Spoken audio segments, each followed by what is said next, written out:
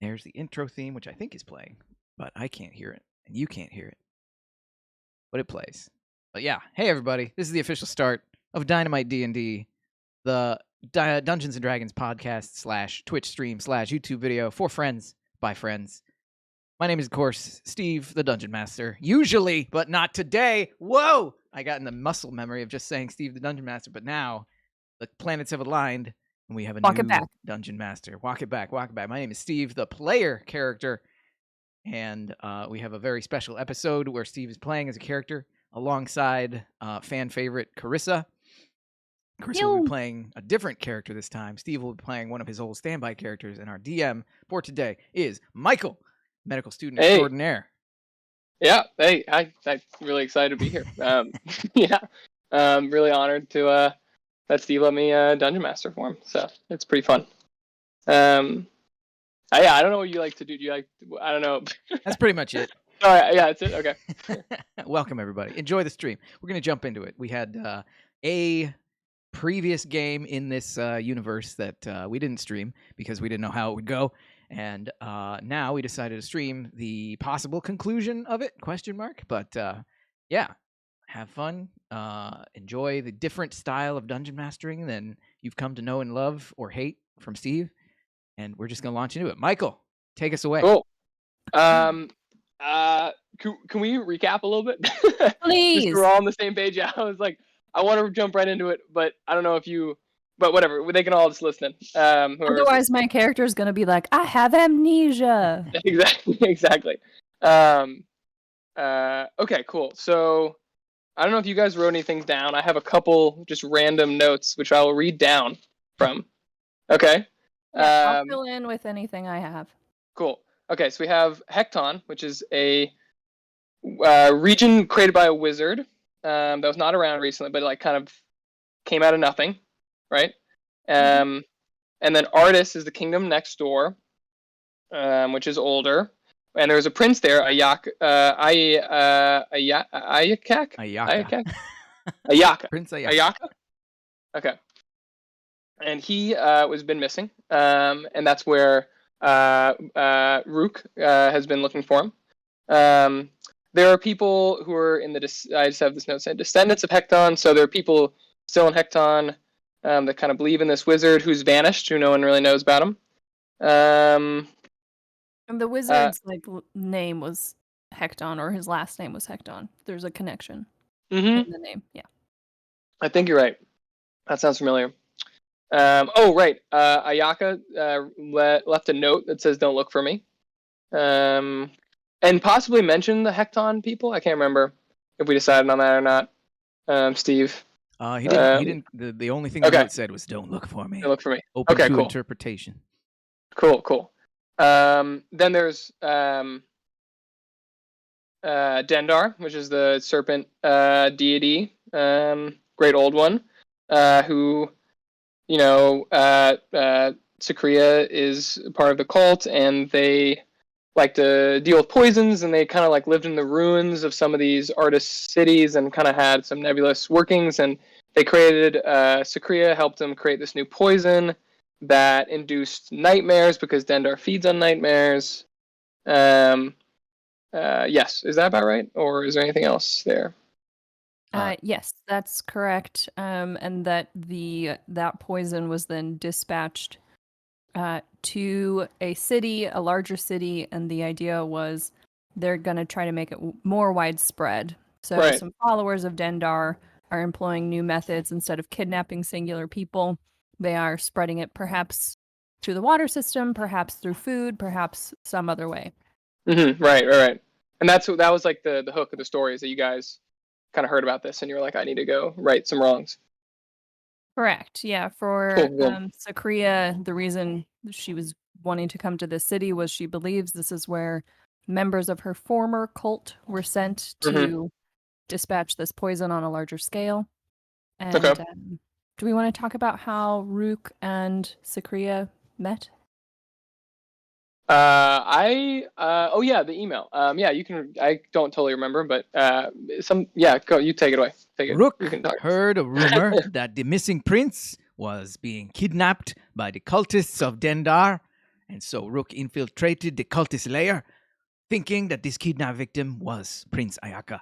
The victim was not Prince Ayaka after all, and I was captured by the cultists. They locked me up, and I was in a bad place for a bit of time. But then, Sacria, this little tiefling, came up to me and said, "Hey, I don't like what these cultists are doing. I'm going to help you escape."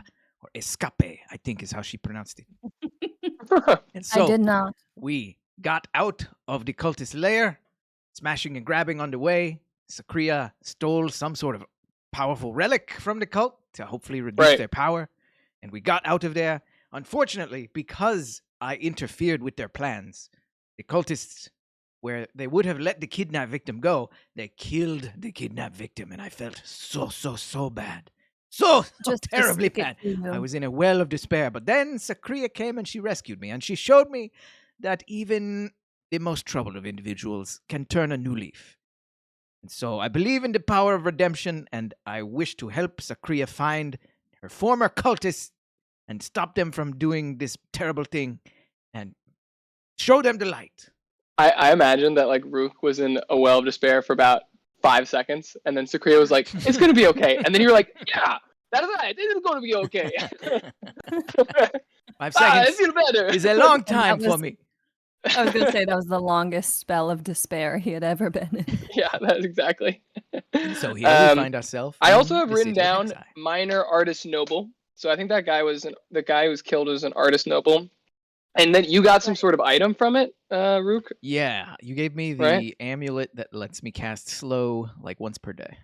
Ooh, that's right, because that's like a mark of like artist nobility that they like have control of this magic, the slow magic. That's how they rise to power, and the nobility can do this. Okay, cool.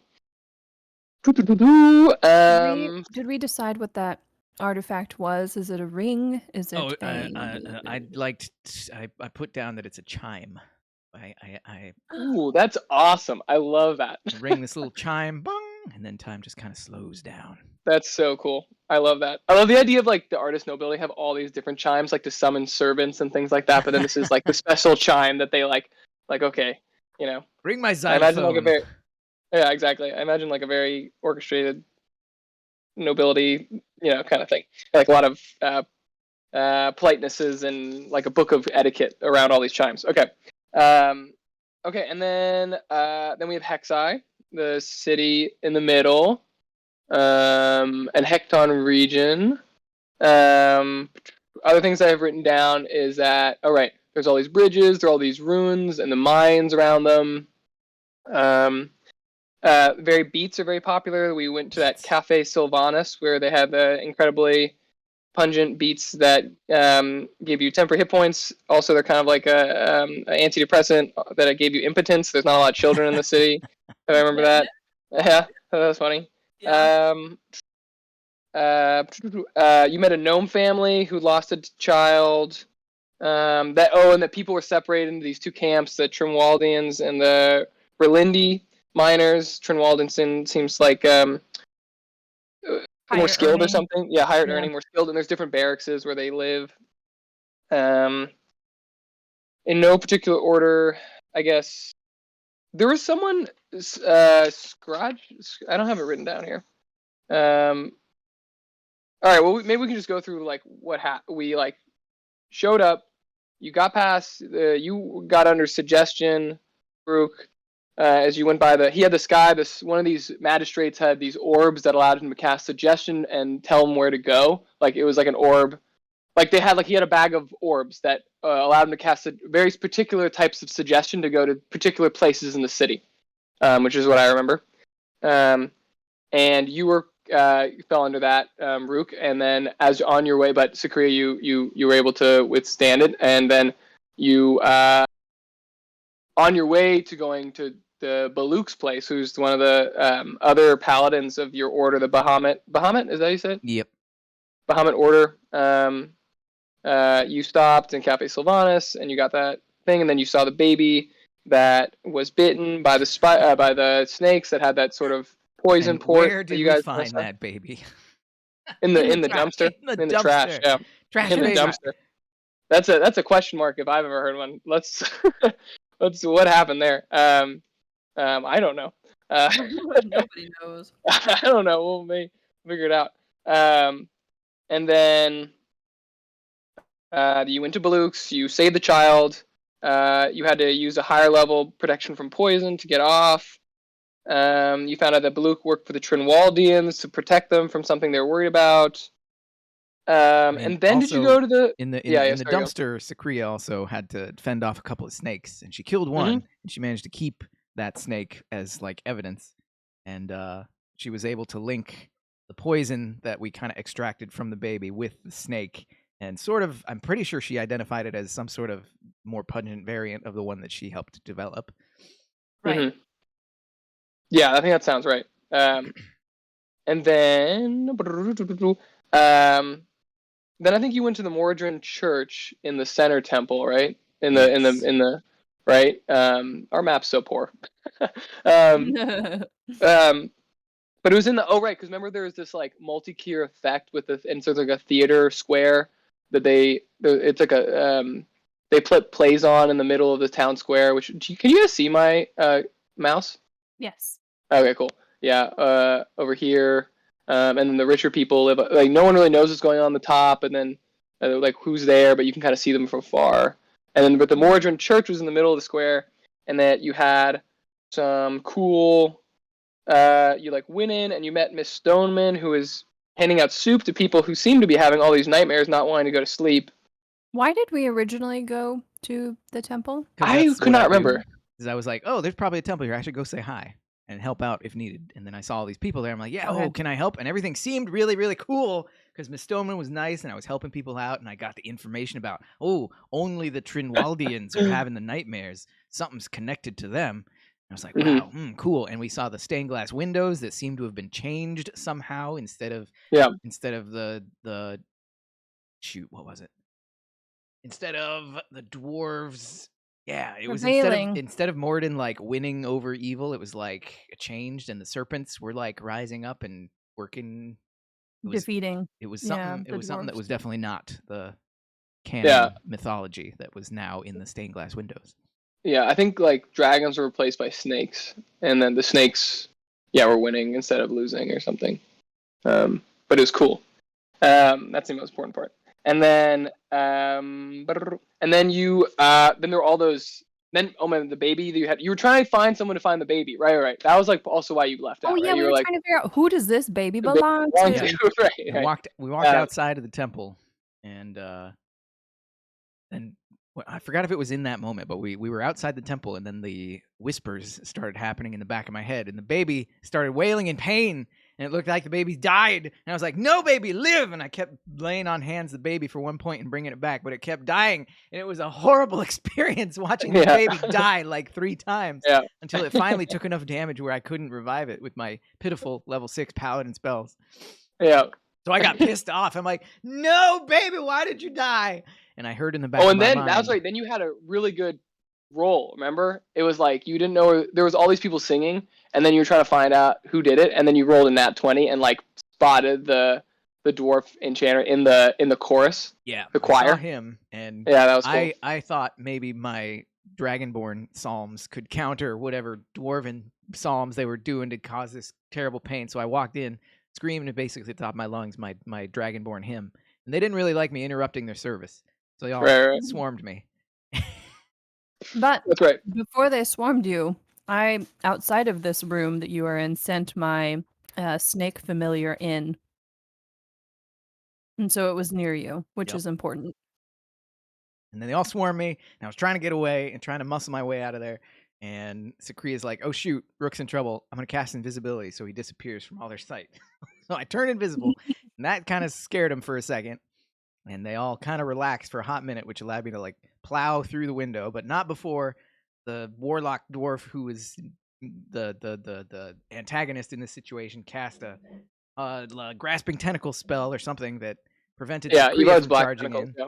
Yeah. And so I had to dive out the window, still invisible, still with a dwarf clinging to me, and wrestle my way away from this dwarf and run away while still invisible, tapping Sacria on the shoulder, saying, "Let's go."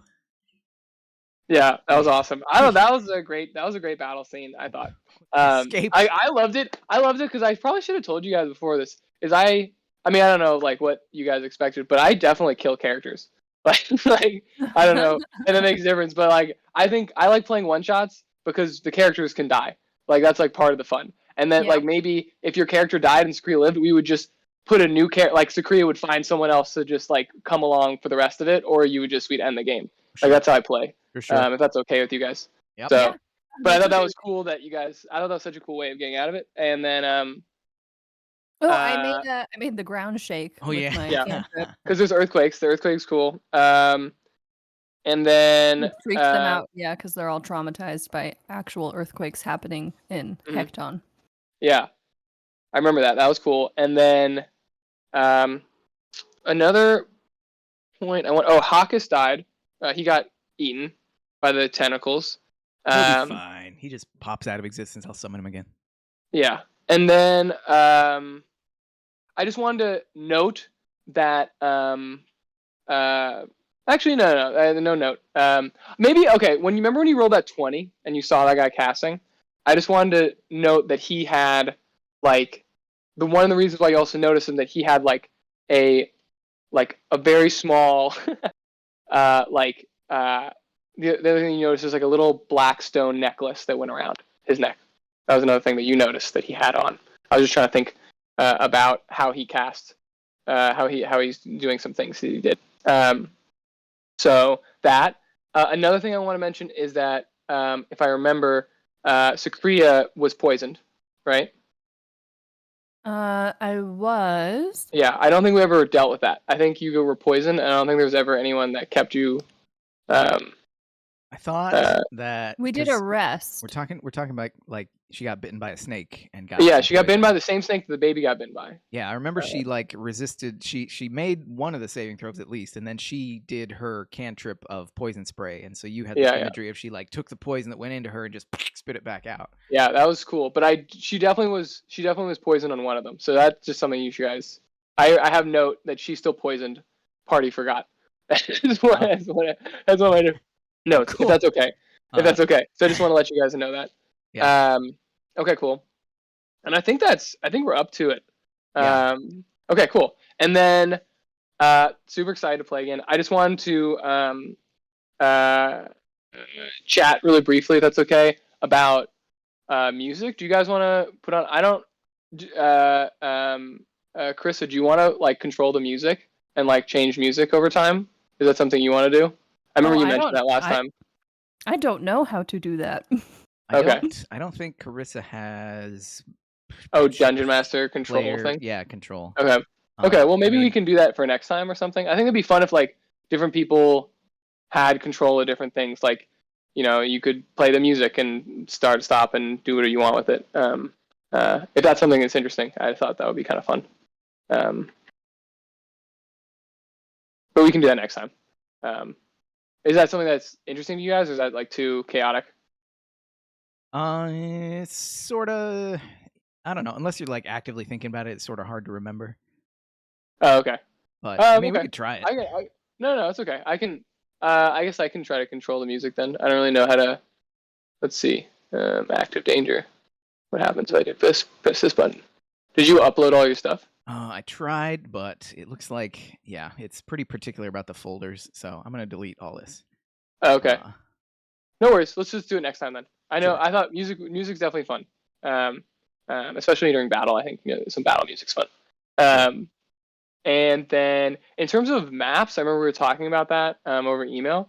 I'm not really that good at this, the map thing on virtual tabletop, but like if you want to throw a map down when we start a combat, we can just decide everything at the very beginning. Steve, that'd be great. And we can like talk about it, how to make it. I just don't know how to make it when the next combat comes around. Sure. Is that okay? Yeah. Okay, cool. Okay, is there anything else we want to talk about? No. I'm good. We forgot, but is Sacria aware that she's poisoned? I think she was. I think like you felt it go in. Like I think you were probably aware that you were poisoned. We also can just take it away. If that's like too complicated, we can just take that away. Oh, no. Let's leave it. I got it. Okay. Yeah. But our plan that we left with last time, because Rruukk was excited that excitement all Yeah, yeah. happened because I was like, Yeah, now we yeah. have proof. I saw what the dwarf looked like. I know what happened. Right. The baby, unfortunately, was killed. Which but we Rook got know- over really fast. Yeah. I mean, he's nothing if not resilient. Yeah, yeah. But we know that there's some sort of connection between the Trindwaldians, the dwarves of the Morden Temple, the cultists. Something is there, and Rook's plan was to go and tell Baluk, his fellow paladin, about everything that happened and get the actual authorities to come over to the temple and back him up and try and get this spellcaster dwarf and bring him in for questioning. Yeah. But we exactly. wanted to go back to Baluk's place first and take a rest because Totally. I think it's getting pretty late. And two, I wanted to prepare some different spells. Okay, cool. I think that's cool. Let's start there as you're hiding way back. But I also just want to reiterate something that we talked about last time, and I really want you guys to embrace it. I think Sacria embrace. You know, do whatever you want with, but like, I can only set a scene so much, right? And so, if your character wants to do something in the scene that would make sense, like there's like, I think Sacria did this when she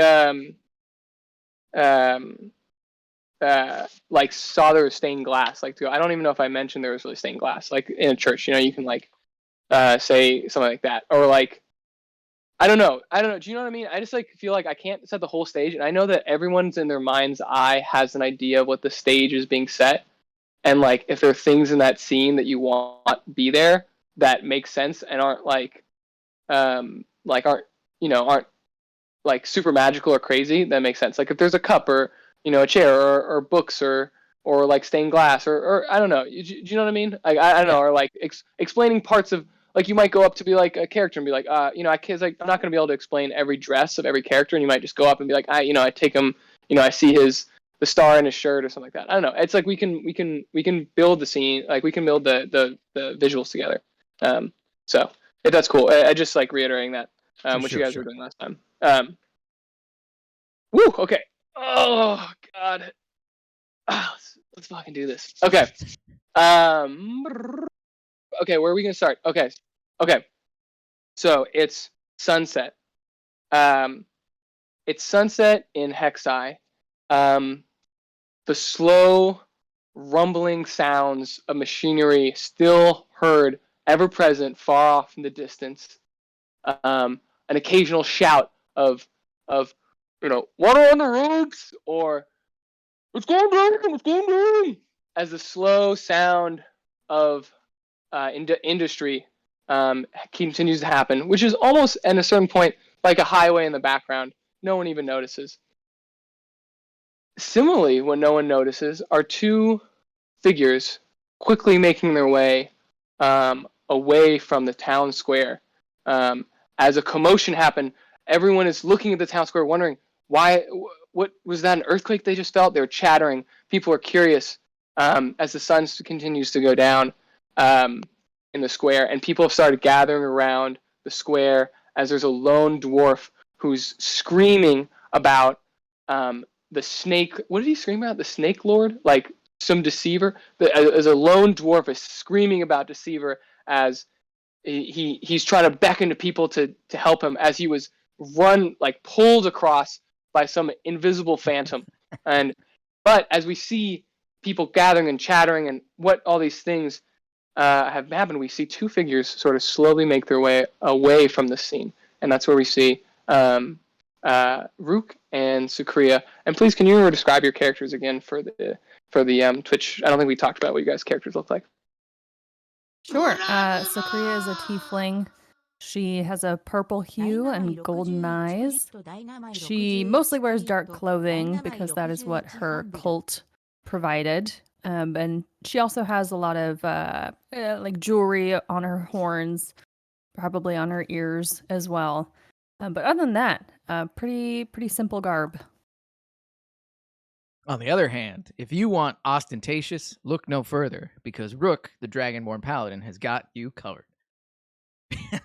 big, flashy, and a black dragonborn through and through, loud, proud, but the nicest guy you'll ever meet. Rruukk is from the Kingdom of Artis, and he usually is mounted atop a immaculate horse, which looks too pure to be from this world somehow. He wears splint armor and carries a large greatsword on his back, as well as a shield and a warhammer at his side. Okay, so you guys are running away from the center. There's maybe people are out. I mean, there's the people from the people are standing and kind of looking the other way as you two make your way away. So what are you doing, and where are you going? I'm making our way back to Baluk's place because he said we could rest there if we needed, and 2, he's kind of the only person in town that I know, at least in passing. I feel like he and his guys went to the same quote-unquote Paladin Academy as I did. Yeah, they did. Yeah, the guy in the front door did. So I personally have no reason not to trust them. Okay. In the back of my mind, I'm a little suspicious because they were hired to guard the Trindwaldians, I'm pretty sure. Mm-hmm. And so there's that connection between the Trindwalds and the Nightmares that is like being suppressed because I don't want to believe it because he's a Dragonborn Paladin just like me and my bro. But it's in the back of my mind, but I have no reason not to trust him at present, so. Cool.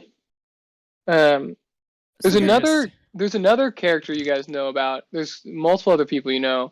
I think there's a ruin master who you guys are aware of. Tiefling archaeologist Saro Krazizi.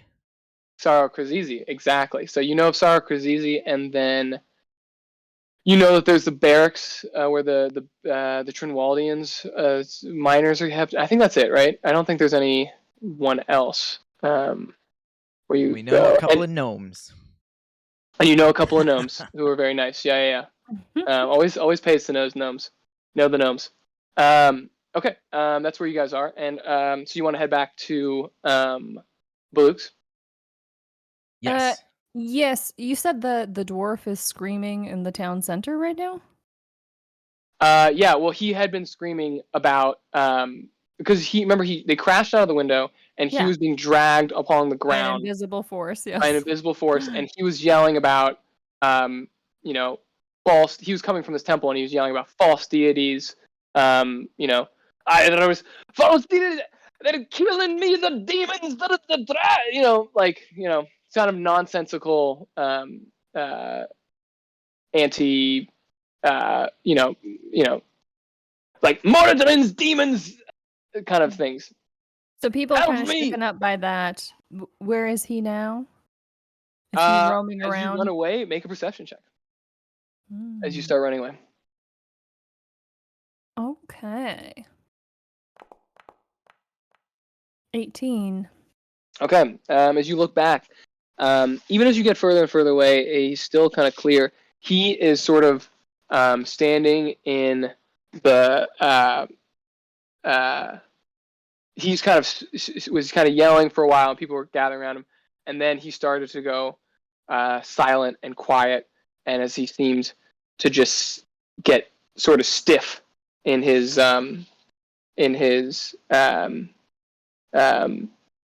person. Okay.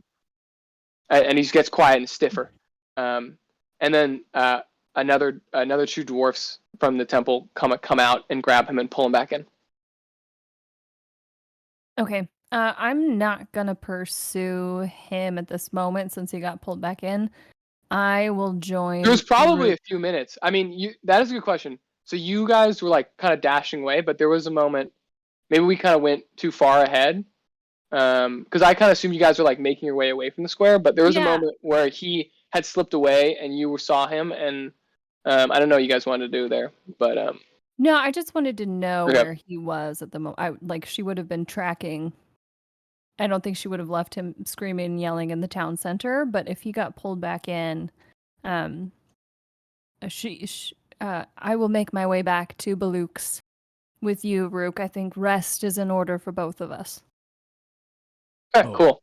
Can't wait to see what Baluk will say to this excitement today. Okay, so you guys make your way back. Yes. Well, maybe a quick what- stop at one of the fast food beat stands. Maybe, like maybe they have a carry out beat. It's like a under a hot plate, you know. So they just like bag it and you take it. No, my God, totally. Yeah. So there's Yeah. like, remember we were talking about that the market where there's all the different sort of beat stands at the end, that you guys like talked about. I think there was like, yeah, you Maybe like one that's not so fancy. That's not like the cafe level. One totally that's no like, no yeah. totally. So you there's like a number of these stands that kind of, you know, like on some farmers like markets, there's like a bunch of people like kind of weirdly selling the exact same thing in a row, and you're like, Yeah. why are they all right next to each other, selling the exact same thing, clearly For competing? quick I don't know. and easy comparison. Yeah, exactly. And so you're kind of like, you're on the edge. You kind of go down this thing, and there's like a bunch of people in a row, selling like these beats. Like there's like candy beat bunches is what they're called, and they're like these little like they look like grapes, like they've been like stuck on to a twig, and so there's like all these around grapes, and they have like a nice little sheen to them, and there's like for the kids, you know, like they kind of say there's all these like different vendors kind of saying like for the kids, like they love them, like for the birthdays, for their birthdays, for first communion, anything you want, for the kids. There's people selling those, and then kind of other things. So you can stop and buy some if you want. Yeah. You stop at a one vendor who his okay. How about this? There's like some vendors that are still calling out, and there are other ones that are paying more, like, because it's kind of a ruckus happened. There's like some people are kind of like looking away out at the scene, and other people kind of still chatting, and things like that. You just want to start. I can give you more options. Let's think. I'm gonna say there's 3 vendors. One of them is like 2 of them of these vendors are kind of like talking amongst themselves and like looking over in the distance, and the other one is like still sort of like kind of Rruukk style, like already over it, like just like, oh, something happened. No, the kids, please. And he's like trying to like get to these people who are looking the other way. Like, look, the beasts, they're good for earthquakes. They keep the earthquake demons away. So Yeah. those are your options in terms if you want to stop and get something. Okay. I'm gonna go to one of the ones that's being more quiet. Okay. And I will buy something sweet and something savory. Perfect. Okay, maybe like a copper coin each. Nothing big. Yeah, you get like your candy beets, and they're like savory. What do you mean? They look over. They're kind of surprised. They're like, hungry at a time like this? Very odd, but savory. You want something savory? What do you want? That's right. Do you have a beet spread or a beet soup that might be not sweet? We do actually have a beet spread. That's very funny you say that. So we have, and he like pulls out this, like, how you get at Walmart, there's like the plastic over a cheese plate kind of a thing. Like there's like all the cut little cubes. He's like, yes, we have for picnics, yes. And it's like all these little beets like cut up in little things, and there's like little dips. So you get that. For picnic. I'll take 2. Perfect. Very good. Very good. Big picnic. Good. So yeah, you got those, and maybe like I'm still not sure what how money works in this world. But yeah, maybe a couple copper each. Maybe like 4 copper total. Okay. Done. Cool. I take my beet smorgasbord, and I intend to share it, which is why I got 2 of each. Mm-hmm. And I'm just gonna carry it on with me in my arms. All right, Rruukk, let's head back to Baluk's. Food aplenty, and hopefully rest waiting for us. Agreed. Okay, how do you guys want to make your way back? The same way that you came? Yeah, that's the only way that I know. Because without the suggestion spell to guide me, I can only recall from memory where we've been. This is the Okay, first time sure. I've been in this city.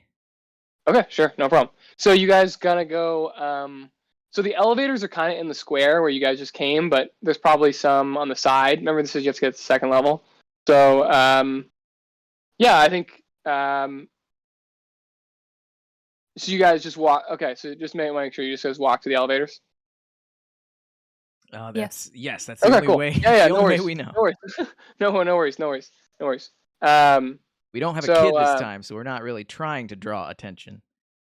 Totally. Okay, so you walk toward the elevators, and you take them up, and the guy tips his little hat, and it's like second floor, and then you go to the second floor, and you kind of retrace your way back, and you see as you go along, there's like people from the second story looking down over the railings. Remember, at what the commotion that happened before, and it's sort of dying down now. People are like, that was strange, but everyone's chattering about it. It's like the dwarf, so strange. The Mordrins, and then some of them like.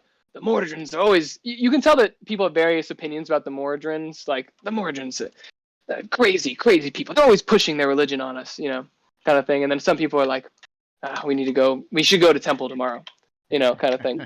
So there's kind of split opinions about what's going on. Second, remember, just want to describe the second. The everything's kind of nicer.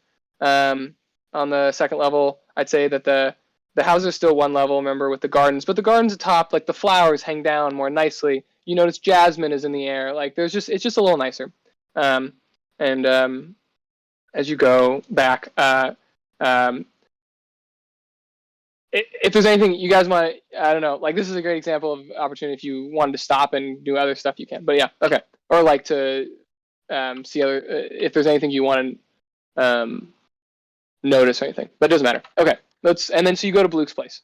Remember Bluke's place is in like they're like surrounding a courtyard with other notable people that have been held or that are guests of the Trinwaldians, which is next door to the Trinwaldian compound, which is kind of a large gated estate. And you step up to the door of this low brick, yellow bricked house with nice stucco that's kind of been plastered over. And the two lamps over the door, and in that front of the door is a red dragonborn with his silver helmet that matches his own face, kind of like a cast that had been placed over his face, and he stands there and he says, "Back already?" Yes, back already. It has been quite an exciting time here in Hecseye. Did you find the mother of the child? Oh, No. my sorrow is quick and terrible at the mention of the child, and I hang my head in a gesture of sorrow, but only for a brief moment. And because I look back up and I see the silver lining. The child is in a better place now. Unfortunate circumstances happened. We are happy to tell you all about it if you wish to join us in our consultation with Rruukk. Yes, I'd be happy to. The child is flying with the dragon now. Let's go. And so he lets you in, and I forget this guy's name. Maybe Tuk Tuk is maybe his name. He said, remember there's like multiple, that's like kind of a single hallway, multiple doors off it. Rruukk is once again training in the back. Second or third workout of the day. He likes to do a couple workouts every day. You open the door and he's looking. He's kind of like with his wooden warhammer, surrounded by many mannequins, and he's kind of like doing some sort of sequence going through them. Rruukk, my friend, we have returned from our investigation. Oh, we have he much turns around. news. How's the baby? Is the baby okay? Did you find the mother? I think you should sit down for this news, because it is not the greatest news in the world. Oh, no. Look, the baby's gone. We tried. No. I know. No. We tried. I feel your pain, my brother. And he like bursts like flame Oh, above. don't cry! You're going to make me cry too. Oh my god. And if he sneezes fire, then I'll sneeze a little bit of acid in a similar gesture. It's hard to control our emotions with The Dragonborn. children. Think of the children. Think of the children. He was just a child. Sacria rolls her eyes a little bit. Sacria, it's okay. You can hug us if you need to. We are here This is for how you. people grieve for children. This is the normal response. Is this like your nephew or something? I don't understand. It does not matter He if was we knew the under child. our The care. He life has had been it. snuffed He out was from this mortal was coil. under our And care this is how as the we grieve Bahamut for him. Paladin. He flies with the dragon. Bahamut's breath will envelop him in its cool, icy Yes, embrace. yes. Okay, Yes, Sacria yes. leaves the room. Leaves the room. We carry on for 2 more minutes exactly, Yeah, and then we yeah. compose ourselves. Yeah. They went, okay. She can't take it. She just waits out in the hall. Every time for you a think few it's minutes. over, every time you think they're done, they just burst out crying again. She opens the door a crack and it's Ah! I remember when the baby went out that door. So they compose themselves. Well, But it is not You- all bad Rruukk. news. yes, Rruukk, you must have news. What happened? It's hard for me to talk about. But We were what searching happened? for the child's parents, and we made our way over to the Temple of Moradin, of course, because as paladins, it is our duty to help where possible. We went inside, and I met with a very nice dwarf nun named Miss Stoneman, and I helped out their sick and their injured. It seems as though many of the Trindwaldi workers have gone to that church to seek help because they've been having terrible, terrible nightmares. Nightmares that sound suspiciously like the effects of the poison that we are investigating now. Definitely only Interesting. members of the Trinwaldian workforce were being affected and going to that church. And Sacria, you had an interesting revelation there too, did you not? Something about the windows? There's some sort of illusionary magic happening in that place because all the stained glass, instead of showing dragons, is showing snakes. And instead of showing the dwarves as the champions, it shows them being devoured by the snakes. Very interesting. You two have done interesting work in so little time. That is not all. When we left the church is when the bad news started happening. We left the church, we noticed that the child had stopped breathing. I tried to use my magic to heal him, and I brought him Lay on back hands? from the 1 precipice. point? 1 point to lay on hands? Yes, of course. Yes, you know the procedure in the manual. It Yes, you know, details yes, infant very good. care. It's very different from Infant adult care. We learned it in the academy. And I brought him back. Don't make me leave the room again. I brought him back. But once again, something was causing this infant harm, and I kept trying to bring him back from the edge. But in the end, whatever was happening was too powerful, and the child, unfortunately, perished under this foul spell. Knew it was a spell. I could hear a voice in the back of my head, and I recognized it as dark magic. And I looked around, and I saw a dwarf. Not just any dwarf. A foul-looking, sinister dwarf that I'm exaggerating. A foul-looking, sinister Baloo dwarf nods along with- like, yes, with evil. yes, dark yes, flames in his evil, eyes dark. and sure tentacles coming out of his nostrils. But he was chanting some foul spell that I could tell.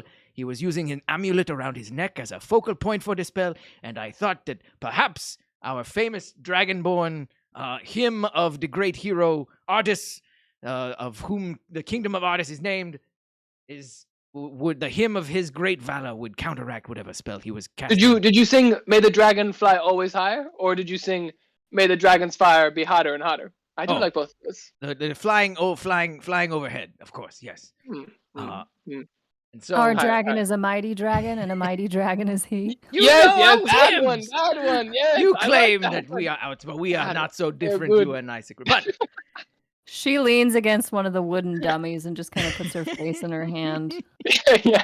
and so I She starts talking to the dummy. I recount the story of the fight that we had and how they didn't like me chanting to him and how I had to bust out the window and how we have proof now that I could spot that dwarf in a crowd from a mile away. We have proof. Rruukk, will you and your paladin friends help me accost this dwarf and bring him in for questioning? There is some link, I know, some link between this spellcasting dwarf and the poison that is going on. You've done good work, obviously, as we always do, as our paladins of Bahamut. And yes, I would love to help you, and I will help you. you see the problem is that I am bound by oath to stay in the Trinwaldian estate. I can, however, me and my paladins, that is, I can, however, ask to be unbound and from this oath that I've taken, but we'd have to go speak with the Trinwaldians. Wait, are you saying you can't leave a particular portion of the city? I'm bound by oath. I gave my oath that I would not leave. But Rruukk understands. A paladin's oath is a sacred thing. To break an oath is to fall from grace and become the most lowliest of creatures. Yes, I am learning this. However, I have a problem with the oath itself. It is not to be taken lightly, and that is why only Dragonborns have the strength of constitution to become oath-bound paladins. Only Dragonborns have the strength of constitution. I'm sorry, did you say something? Is that what I sound like? No, he doesn't say that. But yeah, that's what he says. He says, but we can talk to the Trinwaldians. We can talk to the the grandfather Trinwaldian, Timmald Trinwald. If that is the case, he may release me from my oath. If that is the case, Rruukk, I have a very serious question to ask you. We have suspicion because the Trinwaldians are suffering from. Actually, let me think about this out loud. The Trinwaldians seem to be the ones that are being affected by the poison.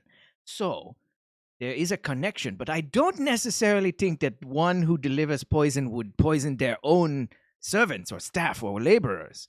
So it seems to stand to reason that perhaps the Trinwaldians are not the cause of the poison, but rather the victims. So that gives me even more reason to trust you, because if you are in service to the Trinwaldians and they are suffering from this horrible poison, they are the victims, that settles it. Yes. Okay, never mind. I do not have any serious questions to ask. I like that idea. Yes, that does make sense. Why would you poison your own people? In my head, I was thinking the other way around, that they might be the cause of it, but then I thought it out, and now I'm cool with it. Sacria, what do you think? As one who is often most quiet is most wise. Please, enlighten us. I'm suspicious of the nun. She is feeding food and drink to people in this temple that is under some sort of spell. There are clearly suspicious goings on, and yet she continues to just walk around freely. I think it's too convenient. And we have two suspects. We have the one who is casting the spell and also the nun. Two people we can get answers from. I want to add one more thing to this, just to make it more confusing. Is I remember that the singers were all in Trinwaldian minor garb. Remember but just want to put that out there as well as what I don't know what that means, but including I have no idea what. Including the one. Yeah. Who Remember, they all looked exactly the same. They all looked exactly the same, and they were. So that was part of it. But that doesn't. I mean, as you know, I don't know. I'm making this up, so I don't really know what it is. But I'm just, want to make a good story, and so I think we do still have just some good leads, even if they were all dressed in Trinwaldians. Yeah. The ones affected were definitely Trinwaldian miners, and there was only one dwarf that was actually casting the spell. Correct. Correct, but they all seem to be on his side. Like they all jumped in. But yeah, so what do you want me to do? Rruukk, I'm happy to help. But I need to be unbound by my oath to go personally. Wow. There may be other ways I can help you, but we could have to go talk to Timmald Trinwald if you'd like me to go with you. Yes, two paladins are better than one. I say that we rest up for now, and in the morning we head over to the Trinwaldi compound and see if we can't get you some sort of temporary reprieve from your oath-bound house arrest, or whatever you call it. Maybe some sort of hall pass. Okay, cool. I love that. Okay, so hall pass.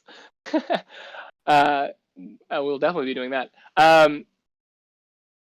Yes. Okay. So you guys, you have your room overlooking that courtyard. So you can go there and take a long rest if there's anything else you want to talk about or do. First, before I take my long rest, I want to use my last level 2 spell slot to bring back Hawkus. Okay.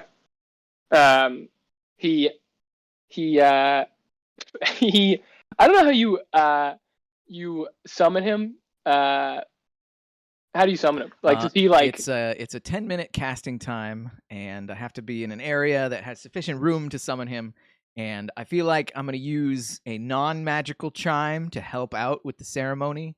It's just kind of it's in Draconic. It's a chant that has light musical qualities to it, but it's not an actual song. Just like sort of a melodic chant that takes place over 10 minutes. Okay, cool.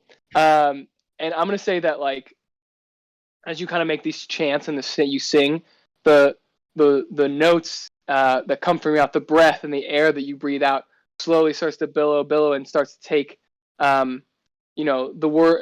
It starts to kind of take form slowly over time, and it kind of moves around with the rhythm as it slowly takes the form of a horse in front of you as it starts to coalesce and solidify from the song, the breath of your song, and then where'd you summon him? In the courtyard of this Rruuk's compound. Okay, cool. And he comes to and he's like, "That was crazy! That was good. Why'd you let me die? I don't know. It was so scary."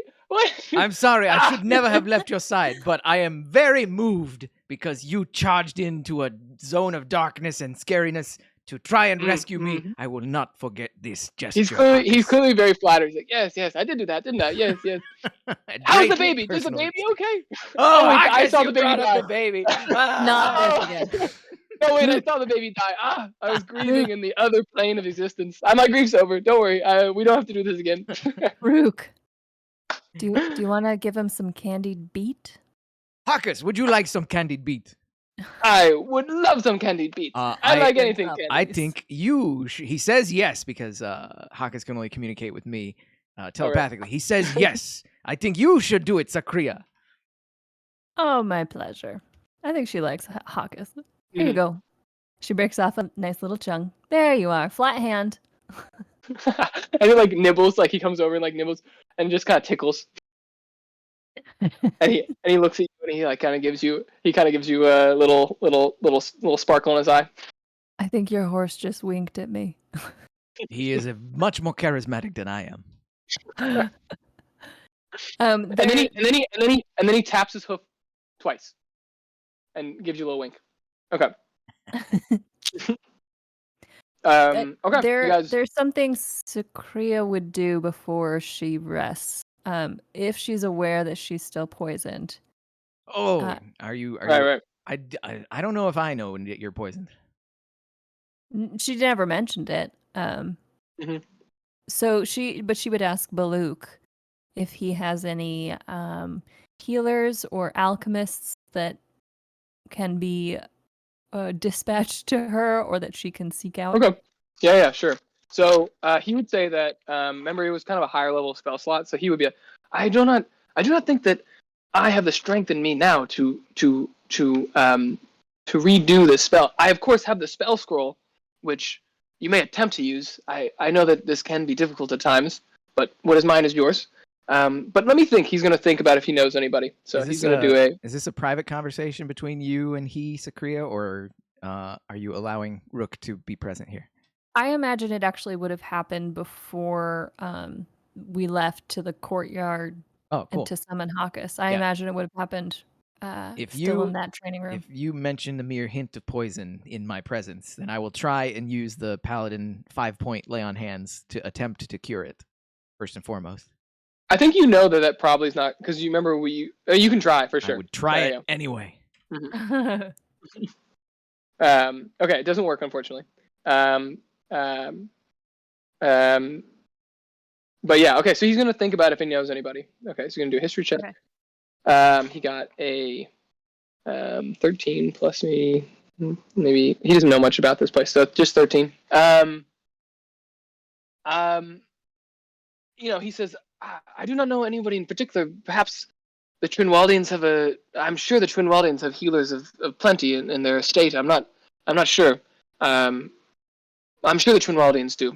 I know that the king I know that Timold Trimwald has a personal doctor that works for him. But I do not have perhaps the authority to order him here to heal you. Okay, then she's gonna ask Timold when she sees him. Thank you for your attempt at assistance. I don't think she's very good at being nice all the time. Thank you for your attempt at assistance. Rruukk, on the other hand, is like, your assistance was invaluable, my friend. Thank you so much for all of your efforts. We are in your debt. Okay, Baluk's gonna roll an insight check to see how good Sacria is at being polite. He thinks you're pretty polite. He's like, that was a pretty good thank you. Wow, what a polite, young, upstanding woman. Yeah, okay, so he thinks you're very polite. Okay, cool. So you're still poisoned, and he gives you the spell scroll to use if you'd like. So that's that. Is that an actual level 3 spell scroll of protection from poison? Mm-hmm. Yeah. Oh, wow. He says that you can use it as here. I forget the mechanics. We talked about this last time. There's a chance of destroying it if you don't have the ability to use it, right, or something like that. Yeah. You can't use it if it's not on your spell list. Number one. So I'm the only one here who could cast it between the two of us, and since it's a spell slot above the levels that I have available, I have to make an Arcana check of 10 plus the spell level. If I don't make that, then yes, it's destroyed. That's basically it. He's like, yes, please take it. Like, I only have one, but please, you can use this whenever you wish. But I do not. I can wait the morning. I can use it again, so I have rested. But I cannot do it now. Then let us all rest. Okay. Agreed. Okay. So Sacria, tell me about these nightmares that people would get. So you're about to have one of these nightmares. So what would be? You designed this, so I'm just kind of trying to remember what happens. Well, the nightmares would be specific to the people because the poisons don't induce a specific set of images. Right. They use the fears, the concerns of those particular people, just the same way any nightmare would work. I think what the poison does is it pulls the creature into more of that liminal dream space just constantly, and it sort of feeds the negative thoughts, like it pulls out the negative. So they're not going to be having pleasant dreams of like walking in forests and birds singing and a cake waiting for them on a stump. It's going to concentrate all negative feelings and emotions and sort of hold them in the liminal space. Okay, cool. So as you go to bed, Sacria, do you try to go to bed? Are you going to sleep and face this nightmare, or you can just stay up and take a point of exhaustion, I guess, is the other option? No, she's going to sleep, and perhaps there's a bit of penance in this action. Mm-hmm. Totally. So as you close your eyes, Rruuk's and asleep. I can hear him snoring from the next room. Yeah, he falls asleep in 4 seconds. He's one of those people. So as you fall asleep and you close your eyes, you find yourself in a cave with a light. You're in the dark outer parts of a cave, of ruin, really, of broken buildings on either side. And you quickly see that you are in Hecseye, in the ruins of Hecseye, like in the future, or just like a ruin, the same city you've just been ruined. And in the middle, we're gonna do this. So you're in the square, town square. On the edge is all the ruined, just where you were earlier, the ruined. And in the middle, where the Moradin church stands, a pillar, and on that pillar stands a slice of cake. And on that slice of cake has a beam of light pointing down to it. And it all is quiet around you.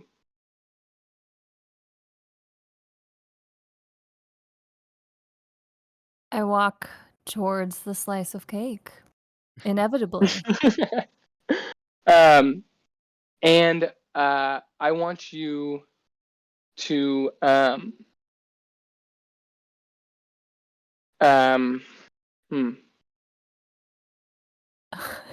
Sorry, no, sorry. I just imagined, because it's a dream, I just imagined she pulls a giant fork from a pocket.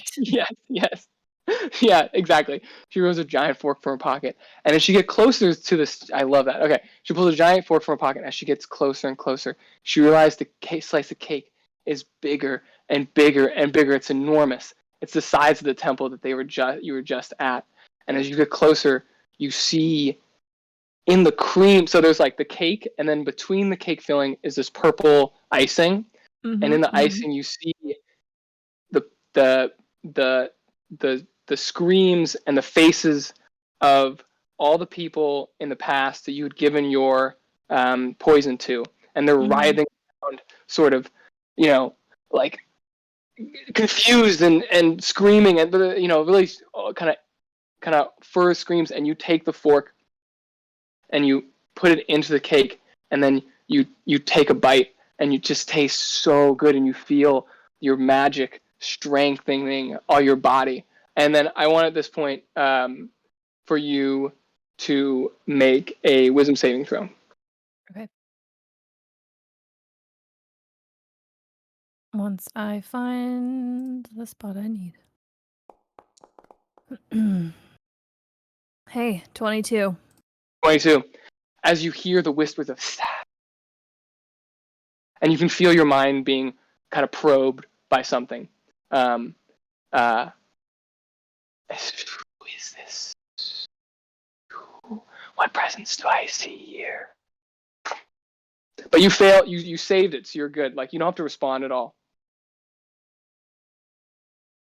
I don't have to, but I feel compelled to.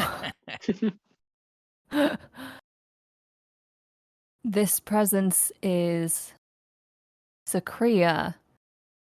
Who do I hear whispering? It's been a long time. It's been a long time. Make another wisdom saving throw. Okay. You're trying to beat 15. I'm just putting 15 wisdom saving throws. Okay. Just FYI. 11. 11. As you start, the fear starts rising up in your body. As you start getting, you start really being afraid. And you know that this is not Dendar himself, but this is like one of Dendar's minions. Like, this is like, he's a great old one, right? So he has like minions of type. This is one of his ones that you are familiar with. Her Dendar's presented as female. Oh, sorry. Yes, thank you. Her. And it's and so you tell it's Fen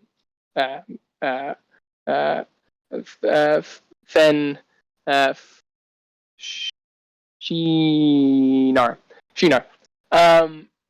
And you say Shinar. It's like, Sacria, it is good to smell you again. Your fear. It's delicious. You have been too long. It's good that you are here in Hecseye. I did not know you were here. Is the sound coming from the cake? Yeah. The sound is coming from the cake.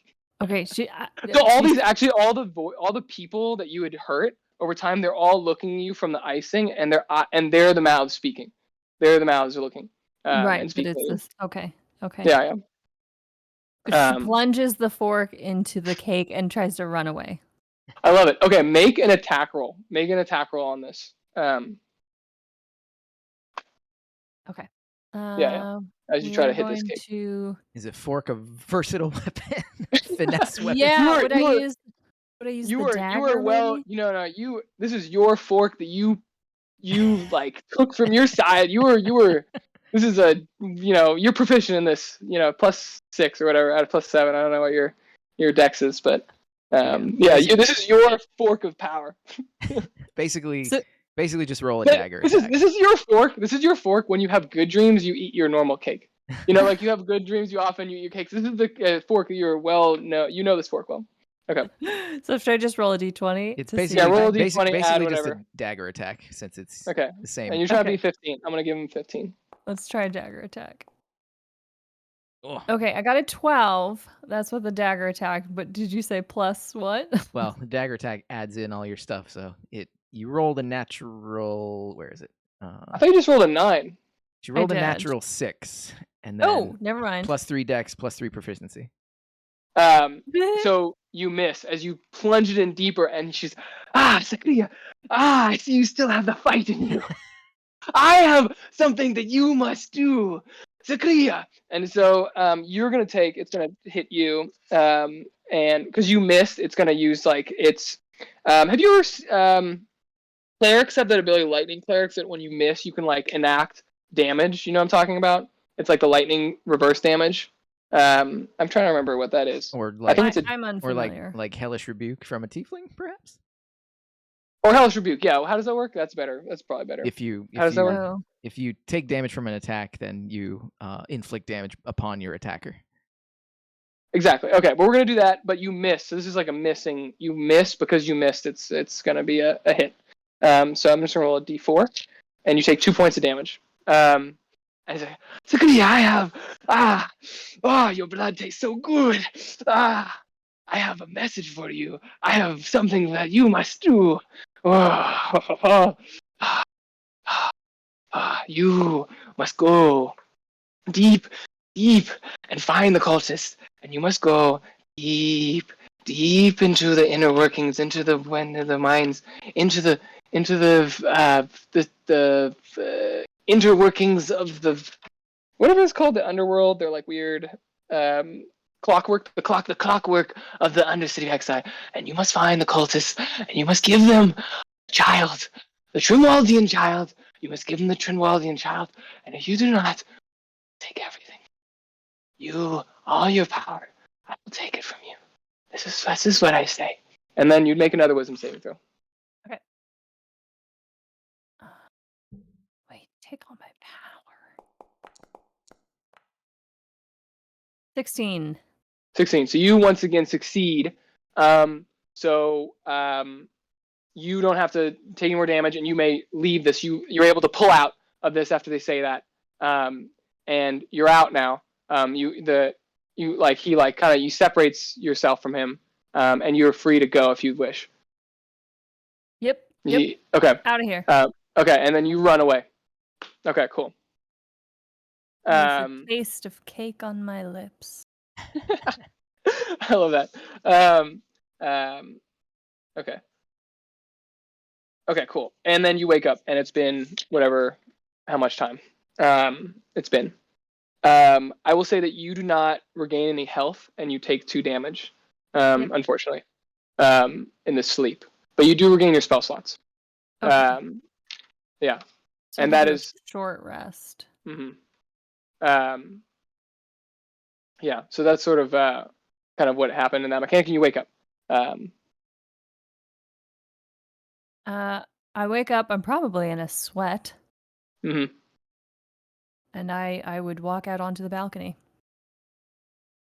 It's still night, and the cool night air kind of hits your sweat and starts to cool you down as you realize you are just heaving, and your heart is racing. If it's still night, once I cool off. It's daybreak. It's like sunrise. You can see the sunrise coming over the whatever. Unless you want it to be night. Do you want it to be further night? You can give you an hour or two. I imagine that maybe she goes back into the room and like tries to distract herself, like pulls a book off the shelf and and tries to just get some sort of mental rest, lie in the bed and read whatever's in front of her just to distract herself. Totally. Yeah, maybe you pull off of one of Icarus's play books from the shelf, and you kind of flip through that, something like that. Yeah, absolutely. Yeah. If she saw Icarus work, she would have grabbed it. So totally. Okay. Yeah, and so then daybreak comes, and do you want to do anything before Rruukk wakes up? You're in the same room as him. I'm in the same room as Rruukk. Yeah, your eyes are like little twins next to each other. No. Mm-mm. Okay. Cool. And Rruukk, you open your eyes. It's right after sunrise. Good morning, my friend. Did you sleep well? No. She doesn't say anything else. You. Can I make out any Make a investigation. Make a perception check. perception? Says 14. She looks a little tired. I imagine Sacria is pretty good at holding her. She's in control of emotions. Yeah, continue. She looks a little tired. You one of those folks that has trouble sleeping in strangers' households? I never had that trouble myself. Everybody is so friendly whenever they offer a room. I can't help but fall asleep as soon as my head hits the pillow. You know, there's an ancient Dragonborn method of falling asleep. Some people like to count small, fluffy animals. But for Dragonborns, we imagine a martial regimen in our heads. 1 sword swing, 2 sword swings, 3 sword swings, 4 sword swings. Try it next time. And you start falling asleep. Rruukk, in a partnership like this, often the more relaxed one member is, the more on guard the other feels they have to be. Wow. Then, wait. Rruukk has to process that for a second. Genuinely thinking, which one of us is more relaxed? She's always so calm and contemplative. Does that mean that I'm always on edge? No, she would take this moment, I think. She rubs her eyes and she would she's developing a sense of trust with Rruukk. Well, if there's anything I can do to help, let me know. Would you like breakfast? Actually, how about that? How about I make you some breakfast? I need someone else's mind to be working on this. And she describes the dream. In full? I think she'd probably do a parsed down version, but she would say the most important bits. I don't think she would go into detail about cake, but there was a voice that addressed me specifically, and it's possible I might be compelled to do things I shouldn't do. And she describes in detail the request that was asked, or the demand of taking some child from the Trimweldians and taking it down to the cultists that are somewhere underneath the city. And I need you, Rruukk, to also be aware of this, because who knows what kind of things we may be capable of. So Rruuk's gonna give the old college try in attempting to interpret this dream. But don't expect much. But he is gonna make an earnest attempt. What do you want me to roll for that? I'm sorry. Yeah, make whatever you want to roll. Yeah. I guess it would be insight. Yeah, insight. Are you trying to ask me what is going on? Is that what? That's why. Well, go ahead. Roll insight. Yeah. I certainly don't know what the dream is supposed to mean, but in my own personal experience, with whatever knowledge I may have, my attempt to interpret it through my lens would result in some sort of result of insight 15. So anything that I could add to the interpretation of the dream, I don't know how. It's kind of weird. Sure. Yeah, I'm not sure where you. Yeah, I love it. I love what you're doing. I just don't know. I'm trying to just I don't know. I'm trying to figure out what it might mean based on her description overall. Okay. To see 15. If there's any validity, if I think it's an actual omen or if it's just a dream, whatever I can interpret. Yeah, I think that's a really good question. Whether it's just a dream or if it's real.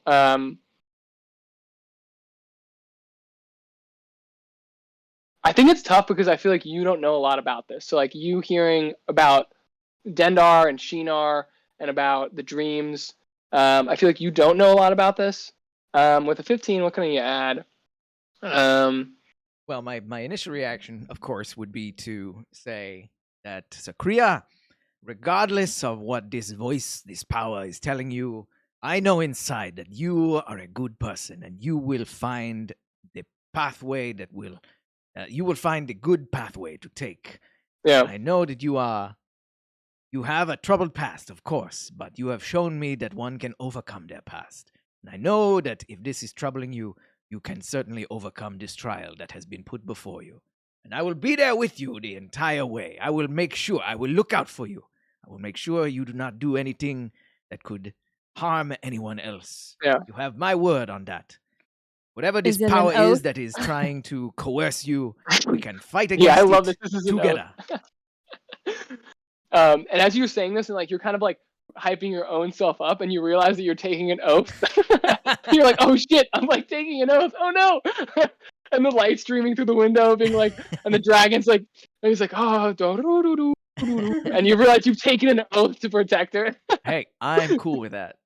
That's awesome. She's the reason I saw that people can be redeemed, and so protecting Okay. her is protecting the embodiment of redemption. I'm totally fine with that. Mhm. And you're like She puts surprised that the- it even happened, because like you normally take oaths like to nobility, and you're like just surprised that you could even do this. But yeah. She puts one hand on his shoulder and just nods in a very appreciative way. All right, now breakfast. And you hear a loud neigh from the courtyard. And Hawkus is Exactly. on board as well. Sweet. So you guys can get some breakfast. I'm sure Baluk. So you saw two rooms: the study, and then the the workout room. And there's another one which is like a a small dining room. Has a dragon chandelier and sort of like various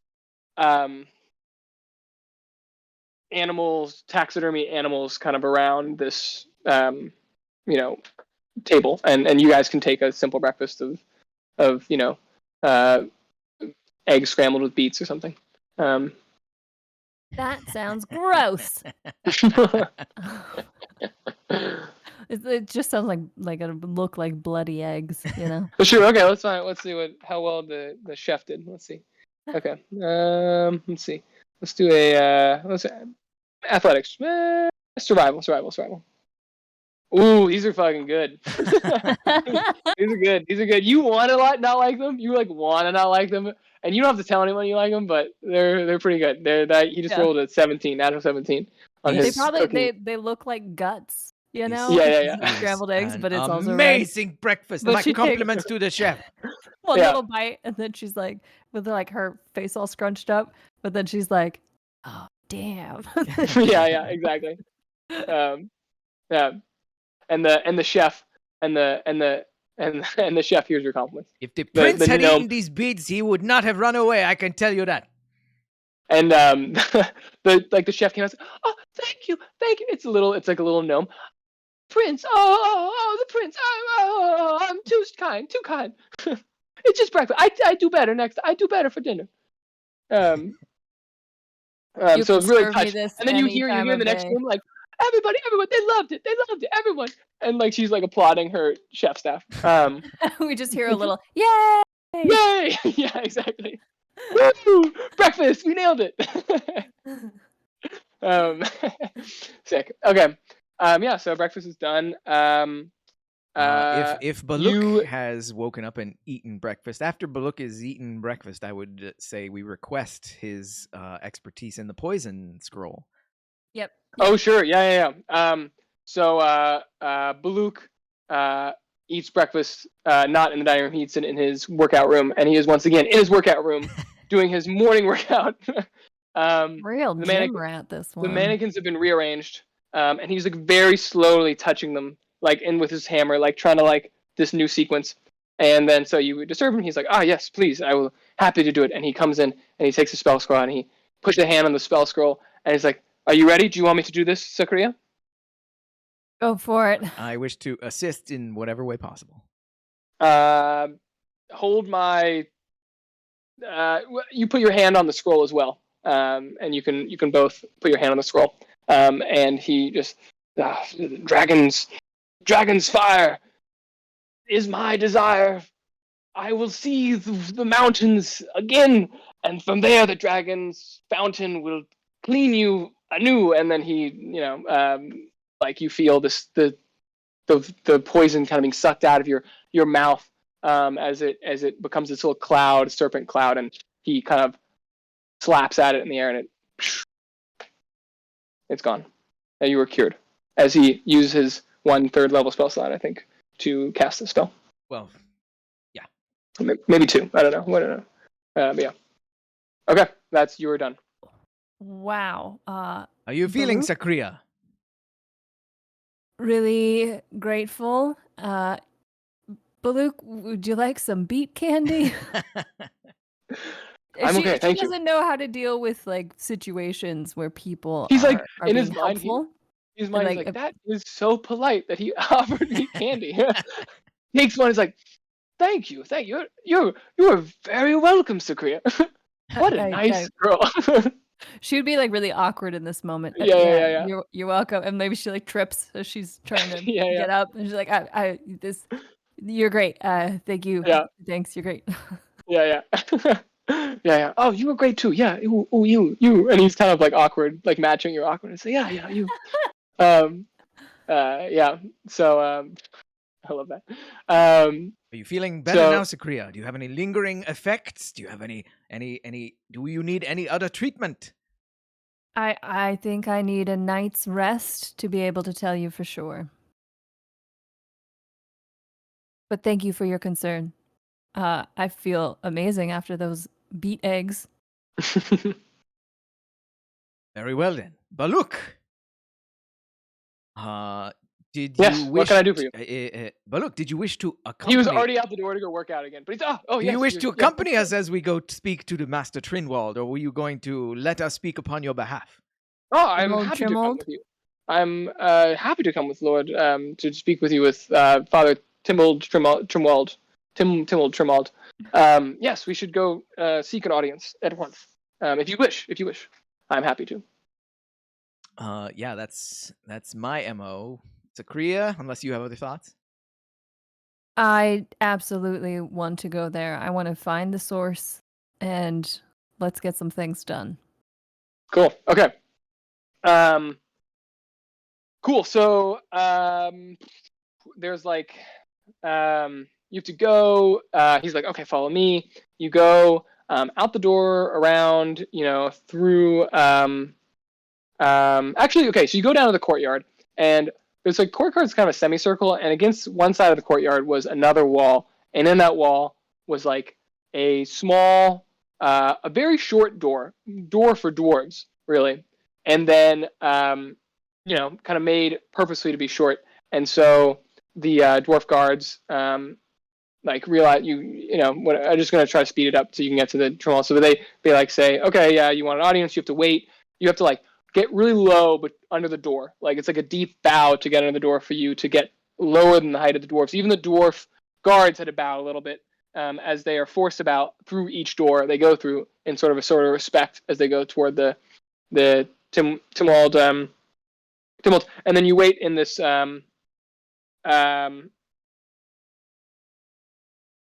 As you enter in the next stage, you notice that in the next room in their estate, you notice that like each building is built of a different kind of rare metal. There's one made purely of gold, purely of platinum, purely of copper, purely of silver, and they kind of go. And then in the middle, there is one that is more bejeweled in rare gems of diamonds, and they're literally stacked, like stacks of diamonds that have been mortared together, and then a stack of emeralds that have been mortared together, and just like it's very over the top, like kind of grand. And you kind of walk into it, and there's an antechamber, and this is like clearly the reception hall where he does his main work, and the other buildings are kind of something else we can talk about later. And you have to wait in the antechamber for a couple hours as they're like, he is very busy. He's very busy, but he will get, the dwarf's like, he is very busy. He will get to you as soon as he can. I would like to impress upon this dwarf the importance of our mission. I respect that your master is very busy. Indeed, these are busy times, and a man of his stature, as I glance around the gilded building, a man of his stature surely is to be expected to be extremely busy managing all this great splendor. But there is a higher calling that we all must aspire to, the calling of justice and the calling of goodness. Bahamut watches us all, including your master Trinwald, and Bahamut is now calling upon him to act and become the beacon of justice for this town. We Okay. are on a noble quest to find the source of a troubling tribulation in this town, and we must, with all due haste, speak to your master. It is life or Okay. death, my good sir, or madam. I don't actually recall who's speaking to me. It is life or death. Please, you must do the right thing. Make you a must. persuasion check. I'm gonna keep Make- going. You must make a persuasion check. He's like, eyes are getting wide. Make a persuasion check. Shoot, I didn't use my emissary, but persuasion. Go, go, go. Ah, I'm too scary again. The world is going to end. It's too much. And he's like, okay, yeah. He's like, oh, calling of goodness and justice. I've heard that one before. Calling of goodness and justice. Calling to good and justice. Darn And paladins. so he like, yeah. So he kind of walks away. He's like, he'll see you soon. Yeah. I understand. There's like a lot of people. Like there's like other people in the waiting room, kind of like also being like, this is important. You know what I mean? I smile back at Sacria. I think that worked. I don't doubt it, friend. Okay, so you have to wait a couple hours in this room. And I sit down cross-legged so that my head's not bending in this. oh yeah. Everything's really low. Yeah, really low. I love it. I forgot. Yeah. So you wait there for a couple hours. Like people keep going after a while. Into this next room. There's like big doors that have been slid open and slid closed. While we're waiting, do we get a sense go of ahead. what some of the other people are trying to talk about? Great question. Make a perception check. Perception once again says 14. Okay, so yeah, you kind of can hear some of the other people muttering. There is, so there's talk of sort of some of them. Most people are talking about difficulty. So like you notice that there's a lot of these people are, what's the word? What is like managers of, not managers, foremen. They're mostly foremen, dwarf foremen, and they're kind of talking about various difficulties they're having. You kind of overhear, their workers they're too tired. They're like, they can't, like we're falling behind. Like we can't do this anymore. There's like often speaking of nightmares, and they keep going, and they walk in, and they you can tell they're doing that. And that's what most of them are talking about. I think there's one guy who's like, there's actually 3 people that are talking that are teachers, that are discussing various methods of teaching children how to read and write various languages, and they're kind of comparing notes and being like, like your method's terrible. He'll never choose you, kind of thing. So that's what the people are going in, and you are last in line as people slowly go in. I don't know if you want to do anything in that meantime. You have like a couple hours. People are sitting around. Wait, so there's other people who are also waiting? Yeah, you're in like a waiting room to speak. You're in the ante room to speak to Timold Finwald. Does that make sense? Sorry. So there's like a room where you're all seated or standing, low ceiling, like dwarven style. So you like can't, and it's very and there's like a door that slides in and out, a little distance from you, and then people are being called, being like, and now foreman of the mine of the silver mines, and kind of thing like that, and then they call you one at a time, kind of thing. Yeah. I would probably at some point lean over to whoever is closest to me and be like, "So why are you here? What are you here for?"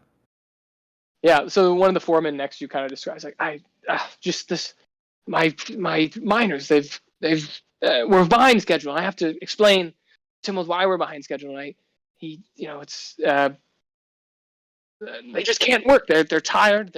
They're scared. It's difficult. I don't know what's going on, but other foremen are having similar problems. Is it nightmares? Nightmares, yes, nightmares. It is. Mm-hmm. Yes, he's like, yeah. Let Do you know? Have you had a nightmare? Do you know what nightmares are? You have no idea. Yes.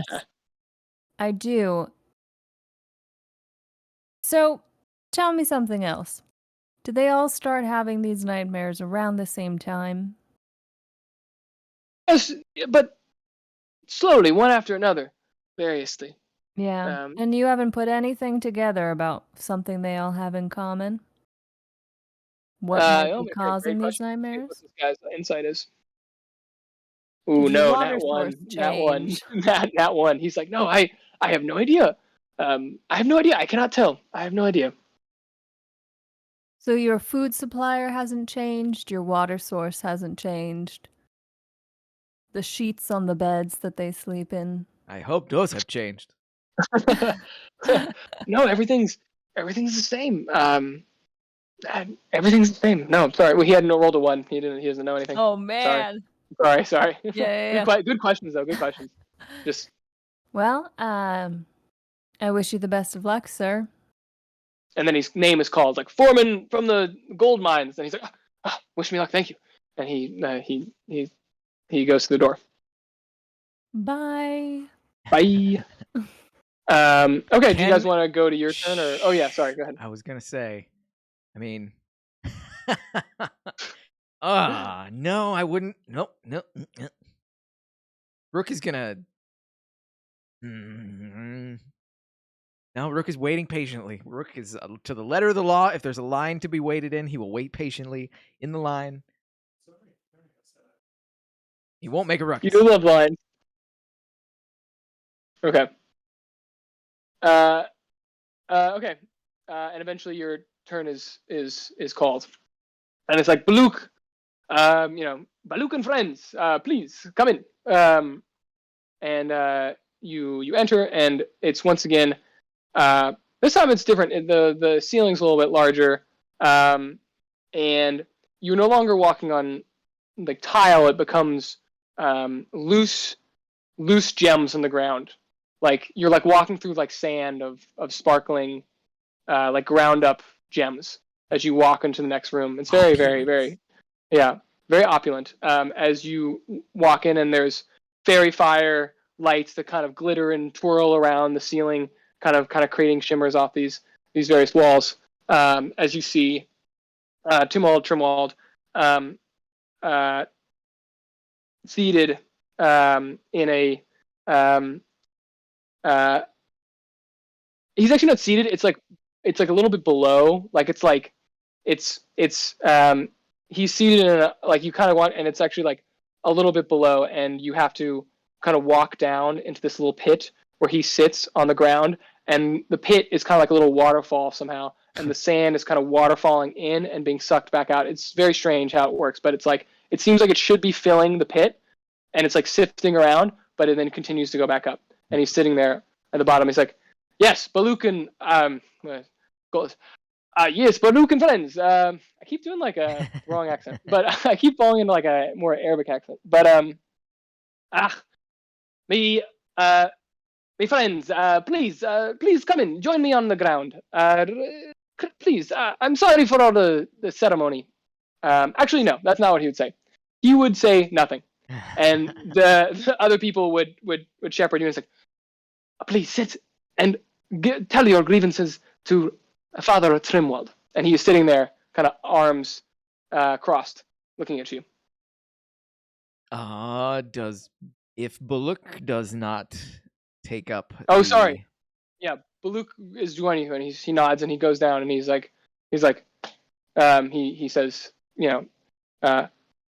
Father Trimwald, is Baluk your oath taker. I'm here to present Sacria and one of my order, Rruukk, and they have disturbing news from that they have seen in the Moradrin Church, which is under your control, and they wish to speak of you of things. Please, the floor is yours. And he kind of gives is what you hear from him. Oh boy, hot seat. With as much respect as I can muster for this obviously powerful individual in the city, I just gesticulate with a gesture of not servitude but respect. I launch into a dialogue. My friend, Master Trinwald, my name is Rruukk. This is Sacria, and we have come to this city on a quest. It seems that you have been having trouble with your workforce. Really delayed, like right, like kind of now. He's like, I am not your friend. Like way later, like clearly, like takes him a long time to process what you just said. But yeah, who says I am your friend? I apologize if I have upset your sensibilities, but it is merely a Dragonborn greeting of a polite Dragonborn greeting. I meant no offense. He looks over to me. She is the polite one, clearly. Or like your awkward silence is like the most polite thing to this person. She, by the way, is like while Rruukk is sort of drawing attention and trying to give this speech, she would be surveying the room, trying to see if there's like other entrances and exits or spaces that maybe look like, you know, she might want to check them out, because right now I kind of feel like we're in the den, right? Yeah. And maybe what's happening can be found out if we just had this place to ourselves and could do a full search. So she's just like looking to see where might we want to check stuff out. Totally, make a perception check. Okay. Hoping that Rruukk will distract eyes enough. All right, perception. Hey, I got a 2. Roll that. You're just kind of like the glittering sand is mesmerizing. Is mesmerizing. You don't notice much. Sorry, but it is confusing where the sand coming from, and you notice these lights. I think easily enough you notice that one of the 3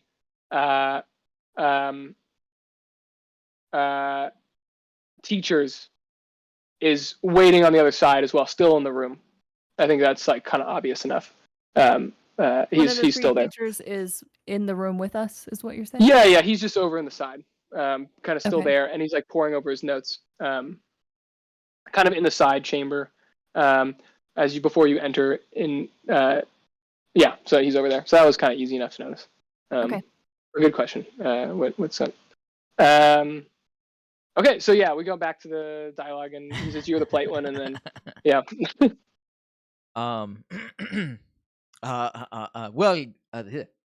She is clearly the polite one. Yes, well, as they say, the quiet and wise. Well, shoot, I am attempting to restate whatever was said to me earlier with whatever success I can. The quietest ones are the wise ones, and the whatever I've totally forgotten. Yeah, no, I think it's the quietest tend to be the wisest or something. That's what Luke said. And that is certainly true for our small group here. But I come Make to an insight check. Insight says, where's my insight? It is natural 20 for a 21. Yeah. Woo! I love that. Okay, I think what you realize is after you have this moment of clarity that once you say this, and he kind of nods, he wants you to be quiet. All right, then I will. And you stay quiet for a second, and then you start hearing the sand around you, and you start feeling the wind, and you enter into you enter telepathically into all this. Right. So you're in a small sphere of telepathy where everyone can speak without. You're all telepathically in the same chat room. You know what I mean? And then he says, and then you had that deep voice earlier, and then he says, that's better. Sorry, I'm not great hearing anymore. I have difficulty, and I prefer this method of speaking. Thank you so much for coming and for entering my estate, and for having the wisdom to take a moment to realize what's going on. I see you're a man, Rruukk, of good intentions, and you have some insight into what one should do here that Sacria has. So please now tell me what is going on, and I'm happy to hear. You can tell he's much more amenable now that you've entered into this telepathic. Like, telepathy, so much nicer. Why should we all speak like this? And so he's like, yes, okay.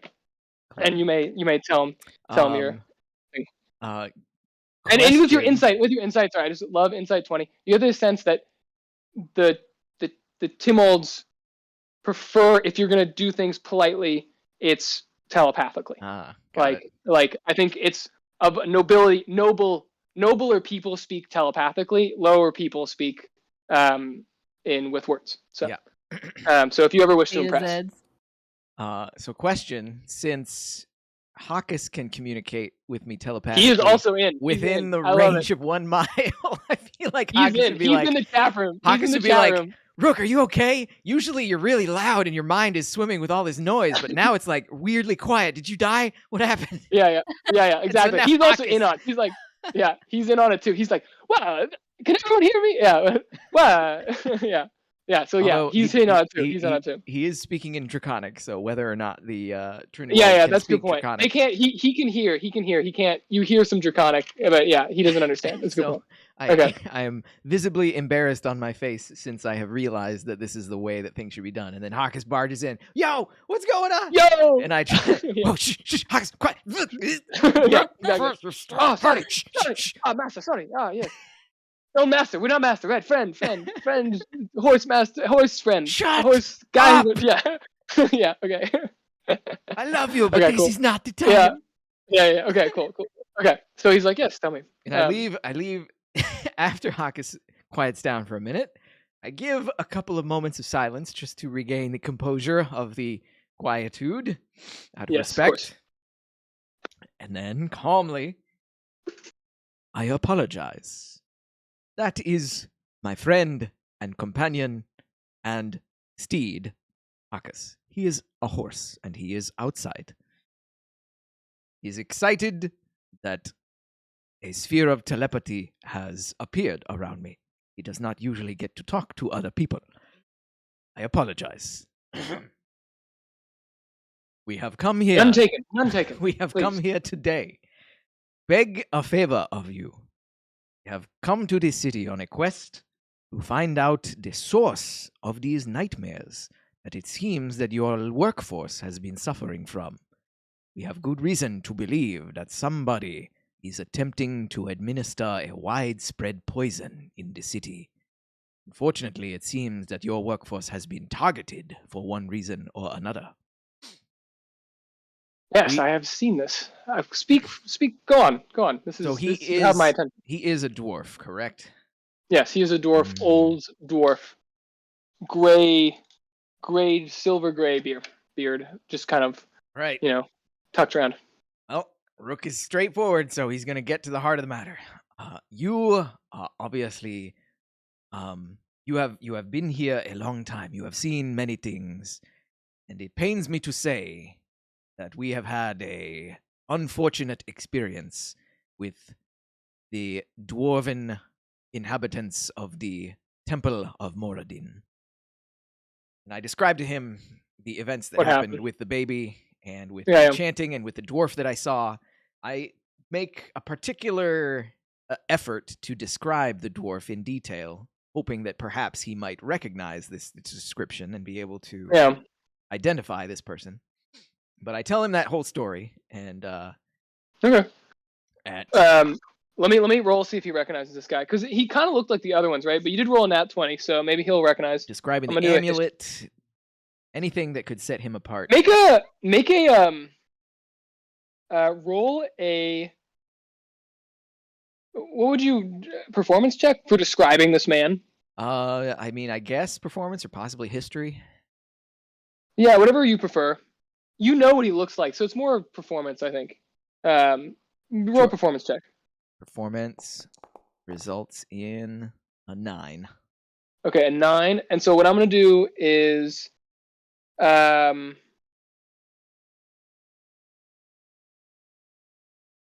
then it's on him to remember, so he has to beat, like... I don't know how that's going to translate. I don't know. I think with a 9, you don't do well enough at describe. I think that's just not good enough for him to know who that is. Sorry. All right. I was trying to think of a way to like incorporate his history check into it, like making a do you know what I mean? Like making an AC or a difficulty, whatever a thing to get to. Yep. What are these called?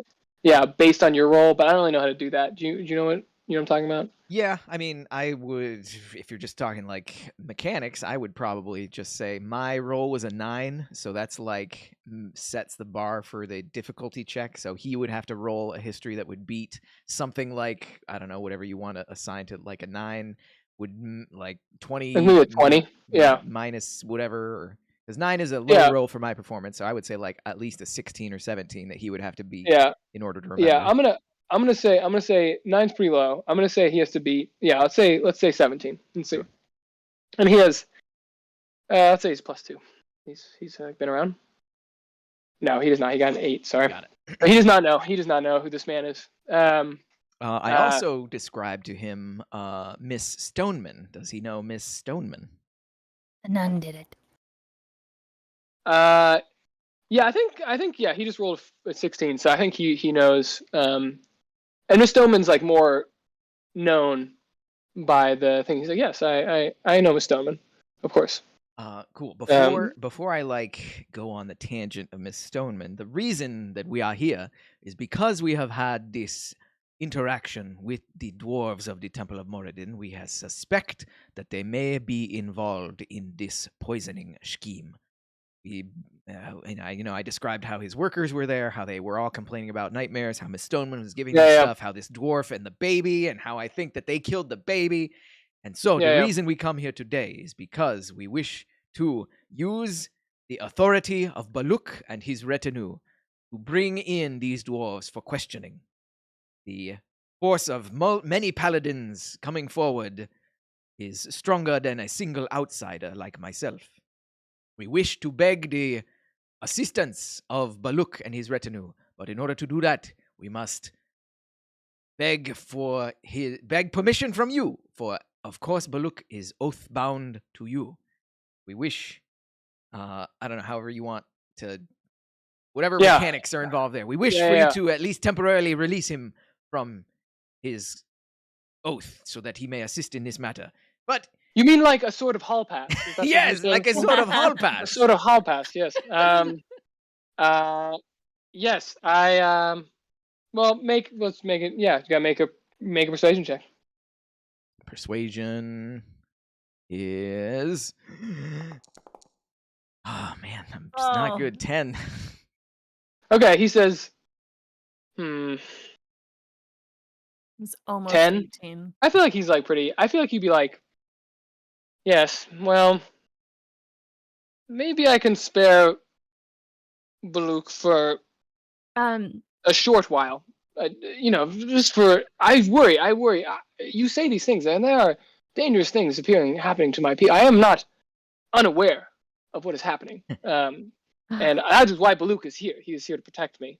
But if you say you can root out this problem, when you think about it, going with us really is protecting you.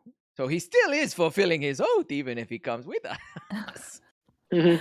So Sacria can also communicate telepathically. And so, like, they would have gone silent, and she would have attempted to communicate telepathically. But I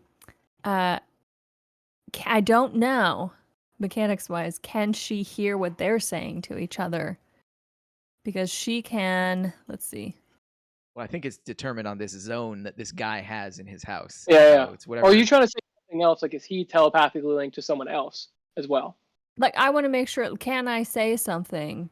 Can I overhear this conversation?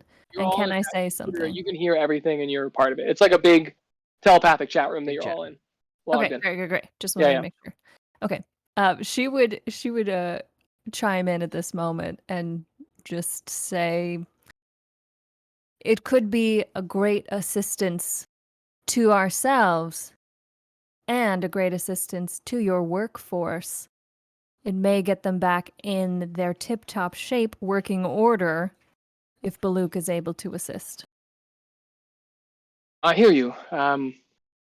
I think I can spare Baluk for a few hours. I worry beyond that, but maybe 3 hours. A hall pass for 3 hours. That is all I can give.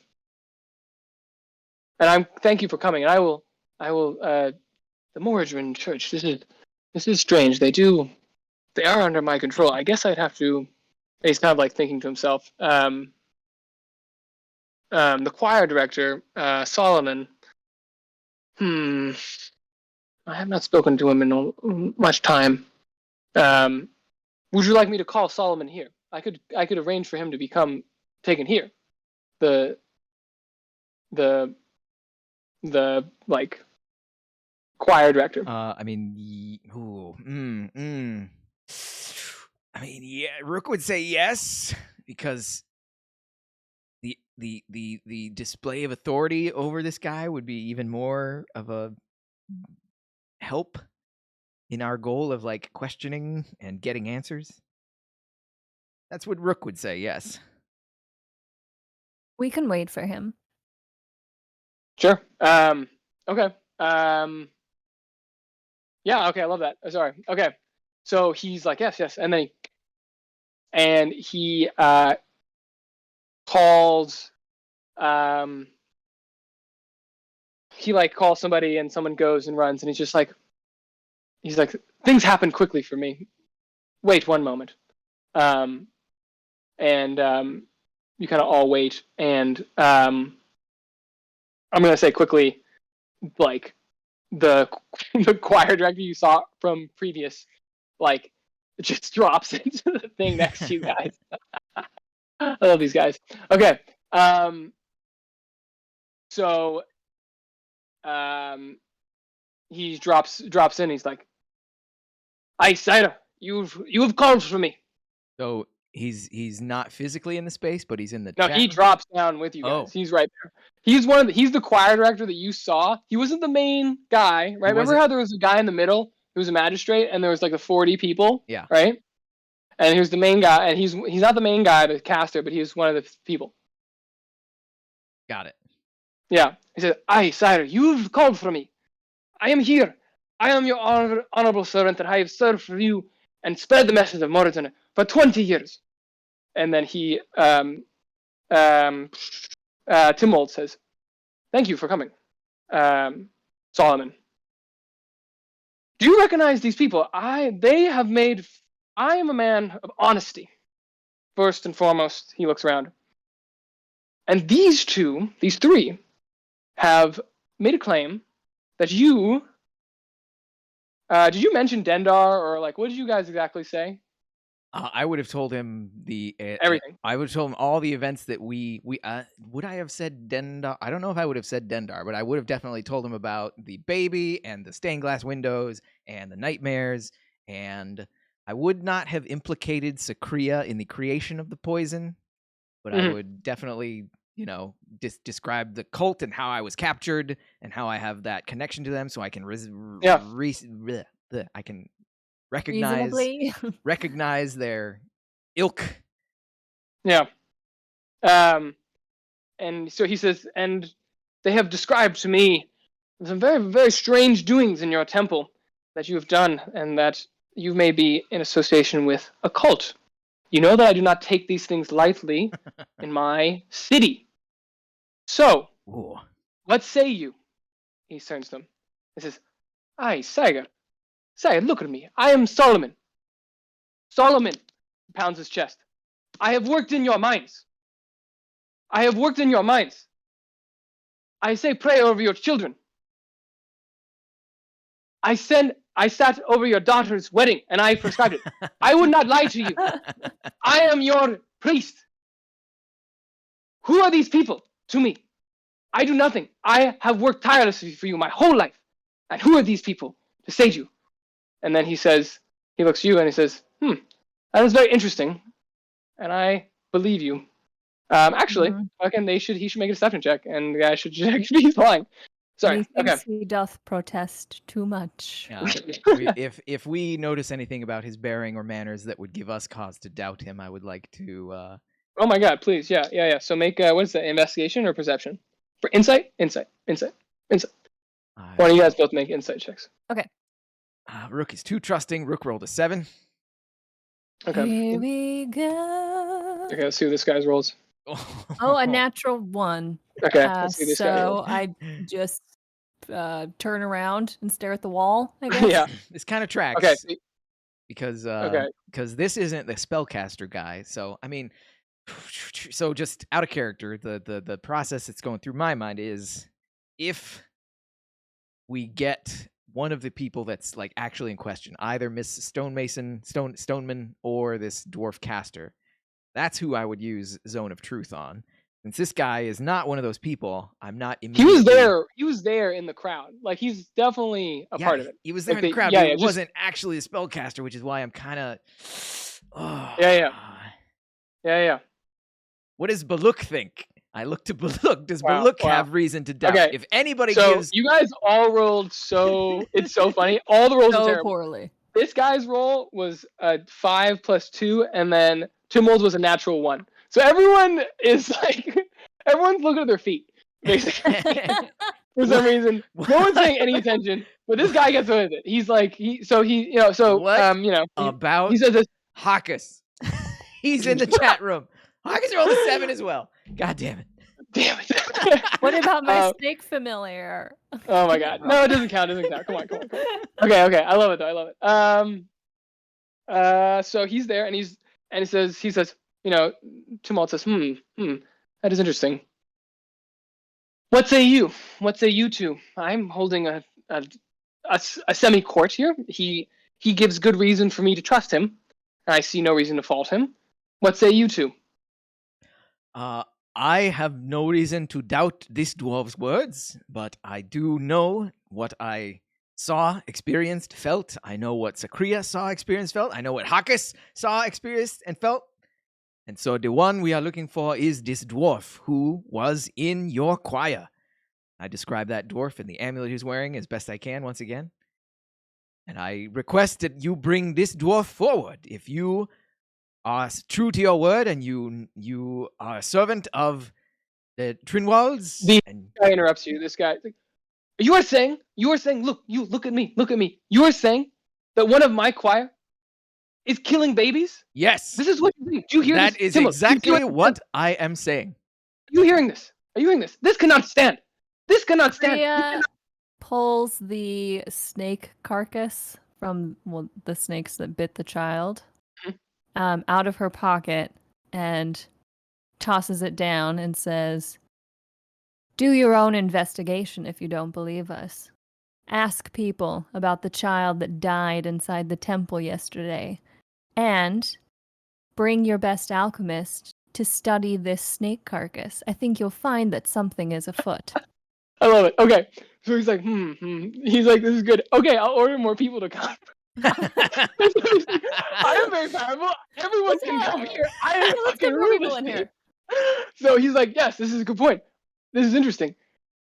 Let's bring the alchemist.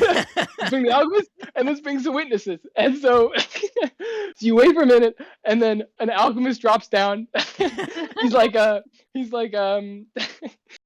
it like a hole opens up in the ceiling? Yeah, exactly. The whole people just drops. Someone just drops down. They have to it's dark, but you're in like a little pit, so they just kind of like fall over the side, kind of thing.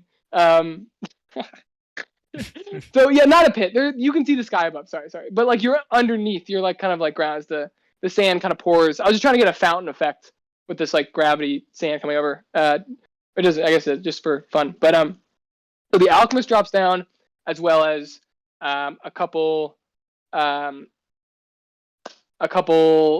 people from the courtyard. And so Tumo looks to you. It's getting crowded in this small thing. It's like, who would you like me to talk to first? Oh boy.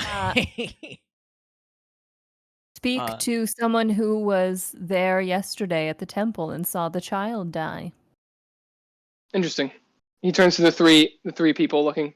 A sort of a young dwarven man from the Timold mines, and still lean. It kind of has that stockiness.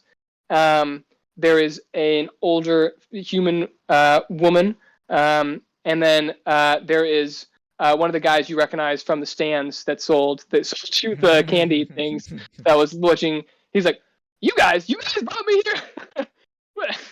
Should never sold that to you. But he's like, they sing. So the old woman says, yes, these two people were walking around this child, and on its back, and then the child died in the arms of this man here. Just died. I saw it screaming, died in front of, and then he ran into the temple. That's all I saw. And then the other two, Crowley said, the dwarf said, yes, I saw this man here. He had the child, and the child screamed and died. And then he ran into, and there was earthquakes. And then this other dwarven man came out, invisible, and said, there was a demon. A demon. That's what he said. And then the last guy, the beat man, says, yes, I saw the same. The child died. He ran into the temple. Earthquakes happened. They came out, and he cried demon. He cried demon. And the Tumuldian guy says, that is very interesting. That, Rruukk, did you see this interpretation of the events that happened that your friends spoke of? This seems not very good.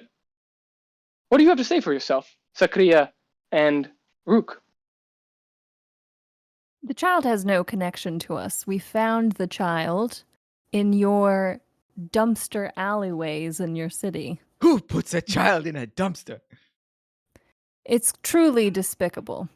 It was being attacked by snakes, one of which you see lying on the floor in front of us. We saved the child. That's correct. We kept it safe. We brought it to the temple thinking we would find its family. He was an adorable but little scamp. apparently, this town has no central information hub, and there was no indication amongst the people there of whether someone was missing a child or not. As we left the temple, the child began to scream. We attempted to save it, which is why everyone here says that Rruukk was holding the child. He was laying hands, which everyone here may be aware of, that paladins tend to do. I brought him back twice. Okay, I love it. Was not enough. Let's see if these people, this is pretty far away, and let's see if these people could have spotted the land hands. I love that addition. Okay, so we have 3 rolls. I'm going to say they have to beat a 15 to notice the lay on hands, because it is far away. 2 of them noticed the lay on hands. They say, yes. The old woman says, yes, I remember the lights came from this man's hands. He did do something. I remember this. And then the dwarf said, yes, I do remember the lights. I did not know what that was, but healing, you say? Okay. And then the beat man, no light. I do not know what they say. Well, if you speak to Miss Stoneman, I think you will get a clearer picture, because we brought the child back into the temple and left notice with her in hopes that she would create a bulletin board of some sort that this child was found in the city, and hopefully we can bring closure to its family at some point if they ever attempt to find it at the temple. Timwald claps his hands. Bring me Miss Stoneman. Miss Stoneman is brought into the pit. It is now very, very full in this pit, I will say. People, I don't think any more people can fit in this pit. And he says, this is the last. I have other business to attend to today. This is the last person. We still have to speak from the alchemist and Miss Stoneman. It is very strange, it seems, the events that have happened. I am not know which way that I am swayed exactly, but the picture continues to get murkier. Miss Stoneman, please, why don't you tell us about the baby and this bulletin board? If I may interject. Interject. Miss Stoneman is one of the people we have suspicions to believe she may have a deeper connection. With your permission, Master Trinwald, I would like to use my power to cast Zone of Truth for the rest of these proceedings. Um, Sorry, Okay. say that again. yeah. No, yeah. And he says, ah, good, the truth. Why did you not say so from the start? All truth is Magic. perfect. The paladin's Magic magic is a Magic is a gift, and as all gifts, they must be received. Please, This is wise words. cast your zone. Cast your zone.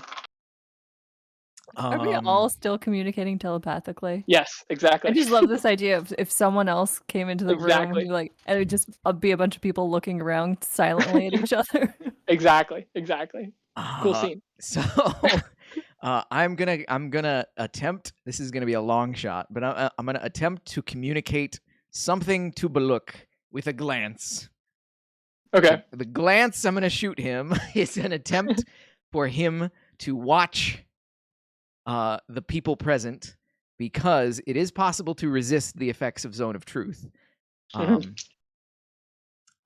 I know whether each creature succeeds or fails, but that's because I'm the one casting the spell. I want Rruukk's backup if he notices people fail or people succeed. This is a pretty complicated I know. thing. Well, I'm just explaining. I'm explaining. Yeah, no, I what get it. You is in give my him a head. look, man. I don't I'm know. gonna give him a look, just like to keep Roll- his eyes roll- peeled. No, roll a die. Keep Keep your eyes peeled. If you get a nat 20, he understands. But I think this man. is like a nat 20 situation. That's a pretty You're gonna insane. get it. Easy. Straight up D20 roll. Okay. Boom. It's a 4. Okay, cool. He does not. You give him a look. You I give him a look. He just Whatever shrugs. he does is up to him. Yeah. So I'm going to cast Zone of Truth. Okay. Zone of Truth is a range of a 15-foot sphere. Yep. So hopefully it gets most of the people. Definitely Miss Yeah, Stoneman. I think Definitely everyone in this Awesome. room for sure. All right, Zone of Truth. I am casting it, and my spell save is 13. Okay. So the main Sacria, culprit please, I want to please. know. I know. So Sacria, you have to make a save. If you Oh, okay. choose, you can choose to not, You can choose to fail it. Yeah.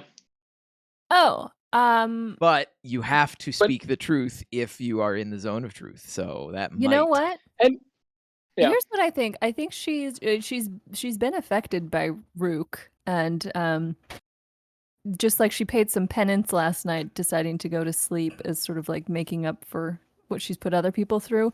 I don't know. She's trying to turn a new leaf, so she's not going to attempt to.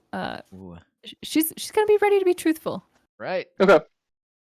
And I Steve, feel your Steve. non-resistance, and a surge of proudness comes through me. I love it. I just dropped my foot twice. Yeah, exactly. I love it. Steve, just so I know how this works, I forget how Zone of Truth. Only you know whether someone failed, right? Yes. Okay, perfect. Okay. Woo! Okay, here we go. Big rolls here. So we got. Yeah, well, I already announced it, but the affected creature also is aware of the spell and can avoid answering questions to which it would normally respond with a lie. Of course. And this is a wisdom saving throw? This is a charisma creature. Big difference. Charisma, warlocks, wisdom, not warlocks. Must make a You charisma guys, saving throw. Okay, we got Just- some warlocks. We got some charisma warlocks in this room. So, okay, 13? 13. Okay. For the two, okay, Miss Stoneman. I don't have to tell you, right? I have to tell you, Steve. I'll tell you. Okay. Whew, okay, Miss Stoneman. I'm gonna give her a +3 as a warlock. Or no, so she would have do warlocks have proficiency? Sacria, do you have proficiency in charisma saving throws?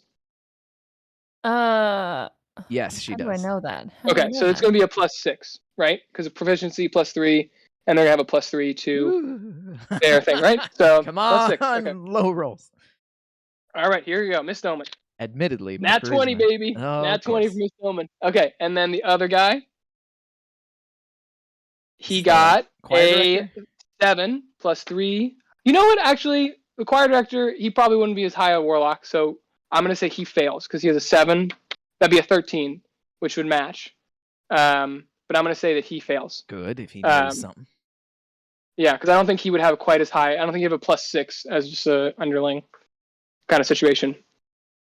So yeah, so those two fail. Sacria, you go. I'm gonna say Baluk. Everyone else chooses to fail, and just like everyone else is, I'm gonna say, Got it. yeah, they just choose to fail. So just to reiterate, you said Miss Stoneman succeeded, so I know that Succeeds. she resists. Yeah, And the choir director Yeah. failed, so I know that he's telling the truth. exactly. So once again, I give Baluk a side eye, and then I look back and forth between him and Miss Stoneman. Yeah, and then as you give, there's like a shimmering as you speak the words, as often happens when you use, is the breath kind of comes out, and there's like a golden aura kind of spreads into the air, and everyone is breathing in and out your words, and the pebbles that have been kind of coming back down start to glow with, they're kind of magical in their own right, and start to glow in response. And it says, I can feel the truth.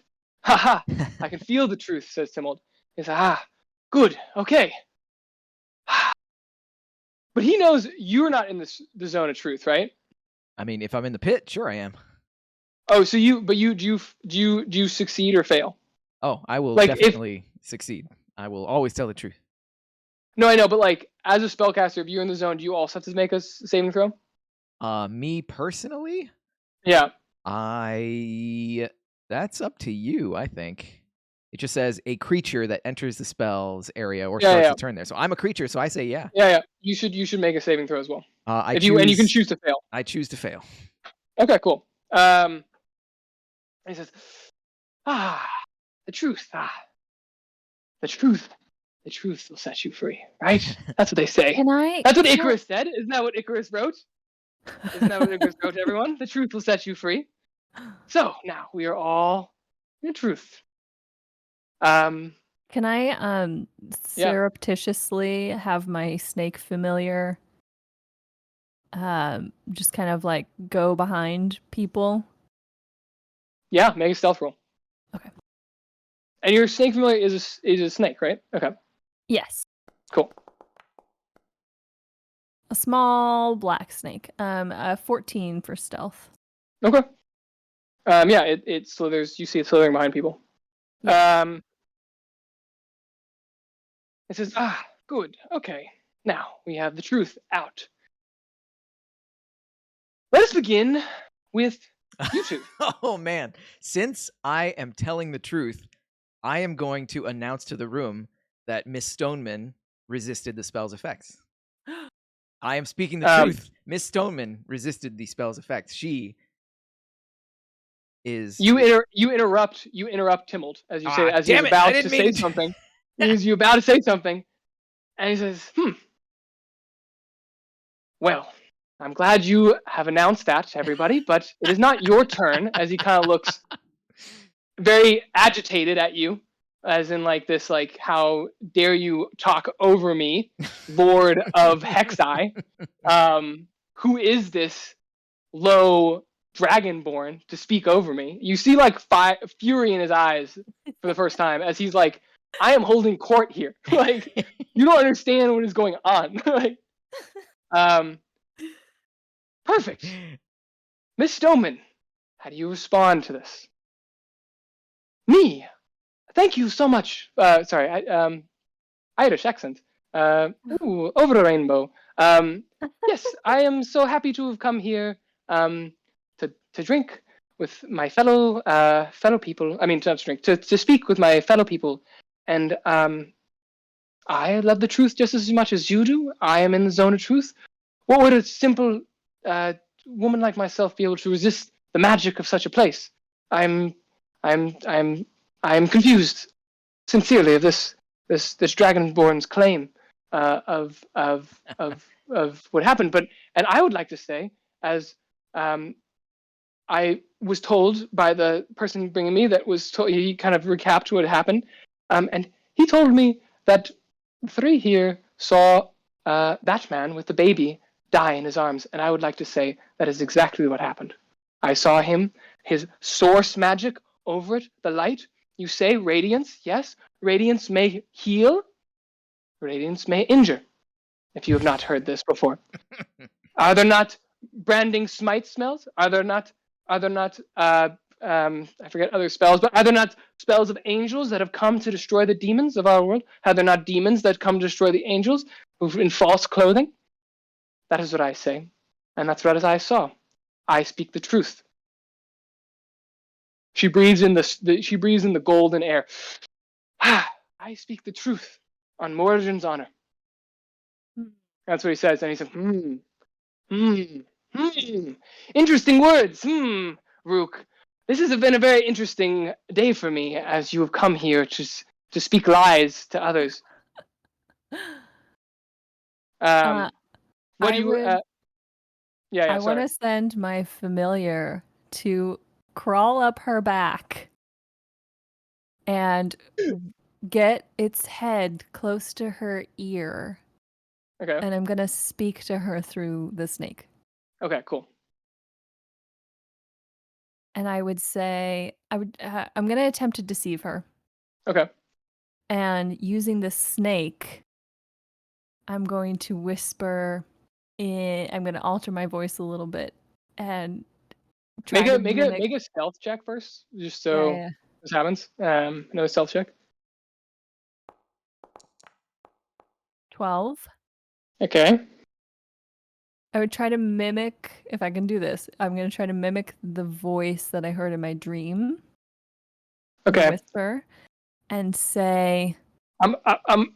I had to interrupt you, unfortunately. I think a 12 is probably too low. I think people's passive perception is probably higher than a 12, unfortunately. Okay. So as she crawls up, that's fair, right, Steve? I feel like people's passive perception, if a wisdom, is going to be like a 12 or 13, right? If you have a 10 plus wisdom on some of these people. Yeah, your call.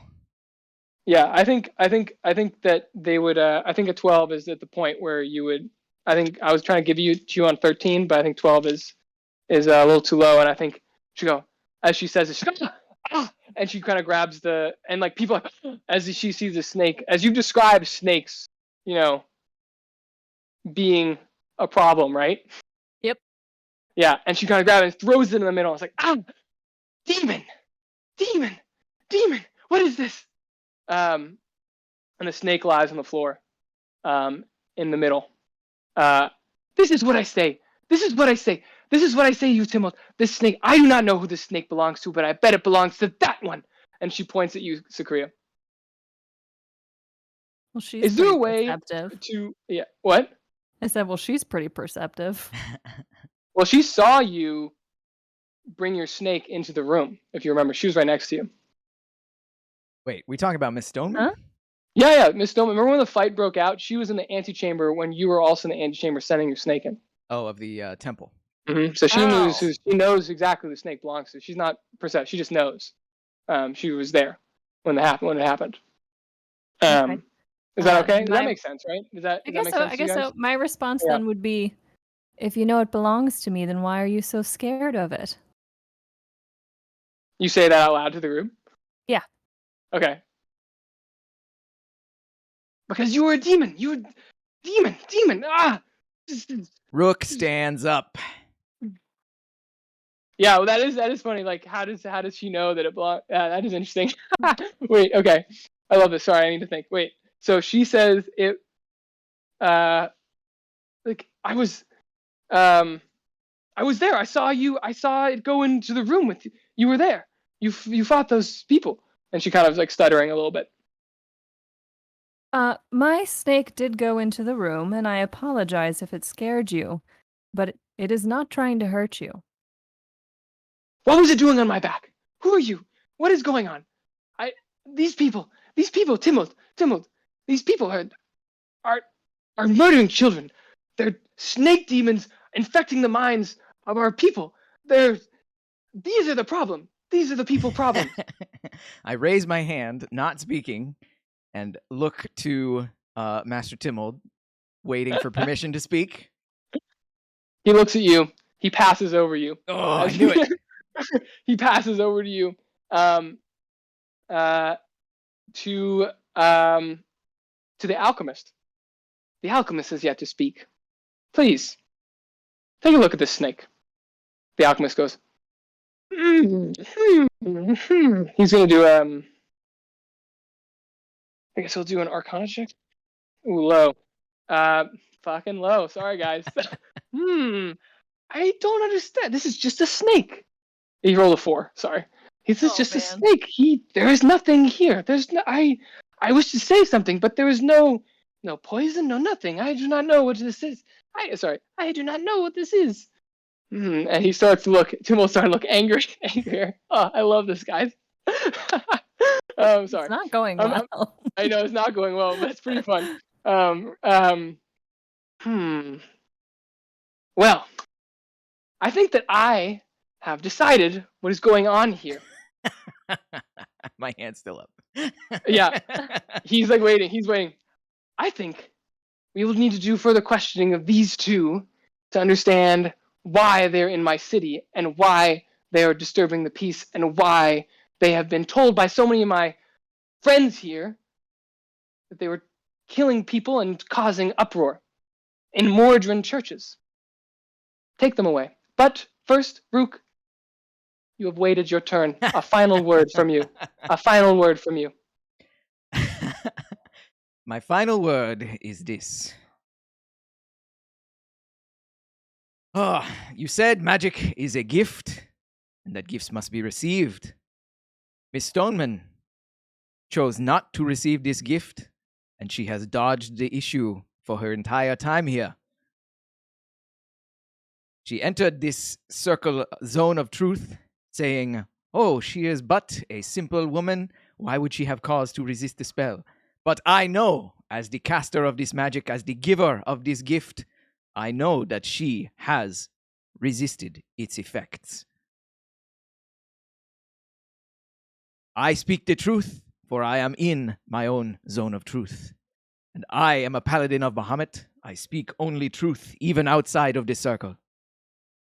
We shall gladly and willingly go with your servants for further questioning. But just know that Miss Stoneman has unequivocally earned my distrust. I implore you to take a closer look for yourselves. I have said my piece, and now I will go, as you command. Good. Very well then. I'm glad we've had this little. I'm glad we've had this court. Take them away. And 2 guards come to pull you and Sacria out and take them to the dungeons. There we will deal with them later. Thank you everyone for coming on such short notice. And he kind of bows as you two are led away from the zone of truth. Does my snake familiar follow me? Yeah. Yeah. Okay. No, and as actually, I don't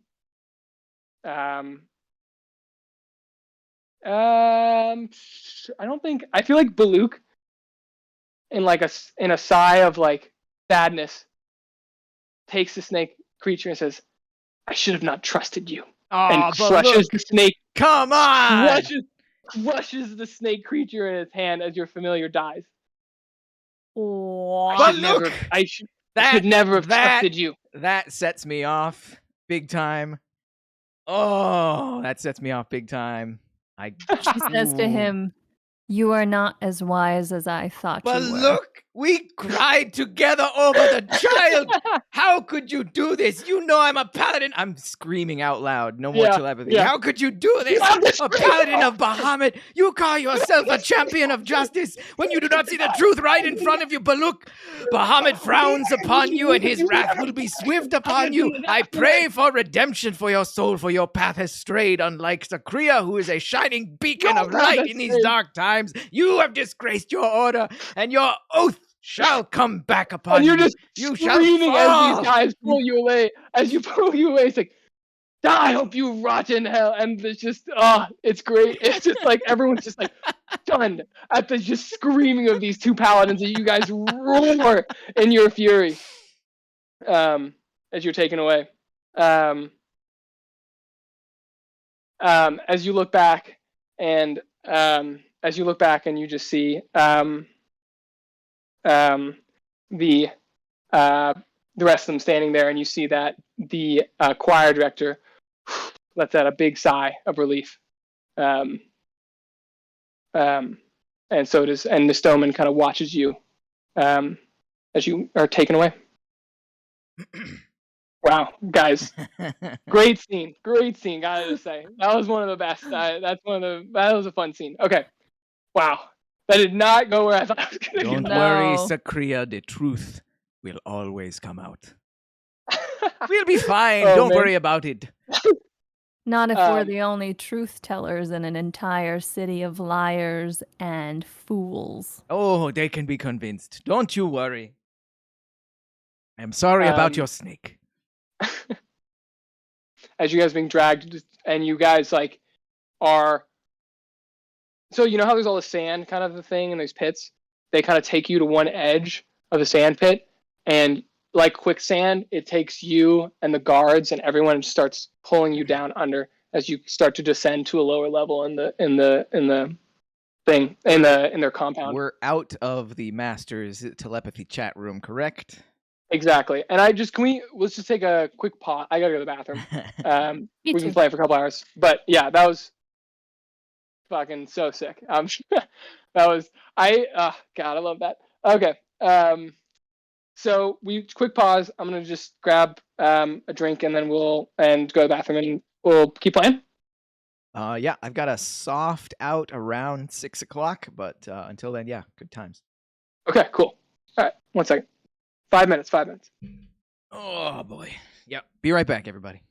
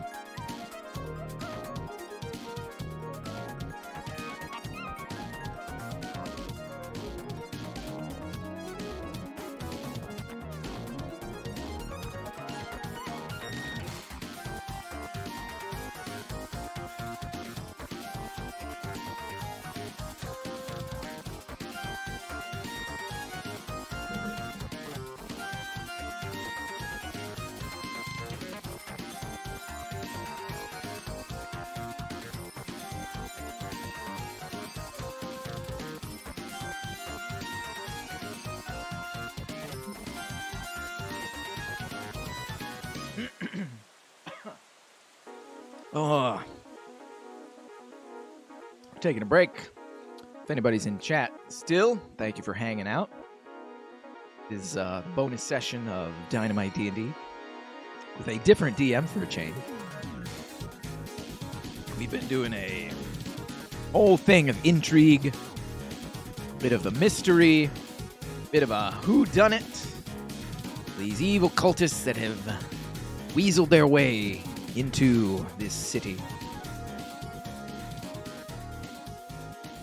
I've often worked this angle in my games. Unbeknownst to powerful leaders, the city has been infiltrated by ne'er-do-wells, baddies, cultists. Oh, okay. Welcome back. Woo! Okay. Are we good? Looks like Are we ready to play? Carissa's still away. Okay. Cool. Woo! That was awesome. I love what doing D&D is good. It's fucking good. You know what I mean? When it's good, it's good. Wow, that was insane. Freaking... Dude, you guys didn't talk to the guy that fucking failed the save. I didn't understand that, but that was funny. I blew it. You're absolutely right. I blew it when I interrupted what's-his-face.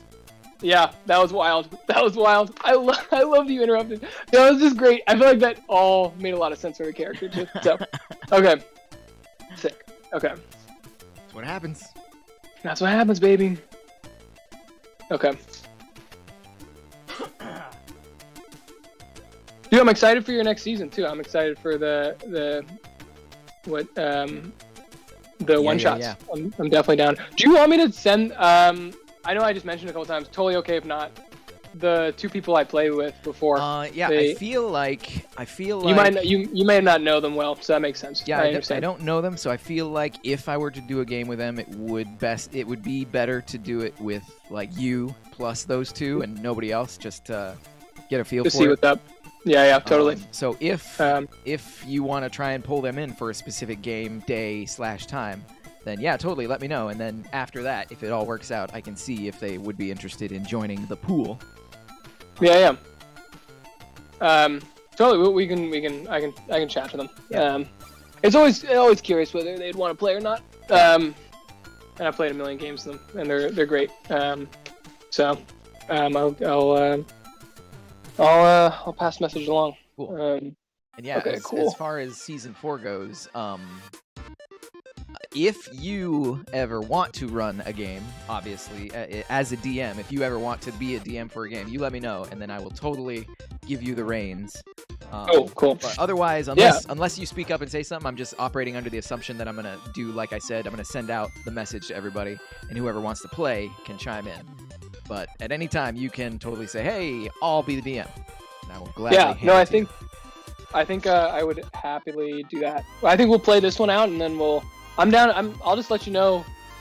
I think I can play again. Like, I was looking at my test schedules and stuff like that. I think there's like another good Sunday in like 3 weeks, so I'm just down to play.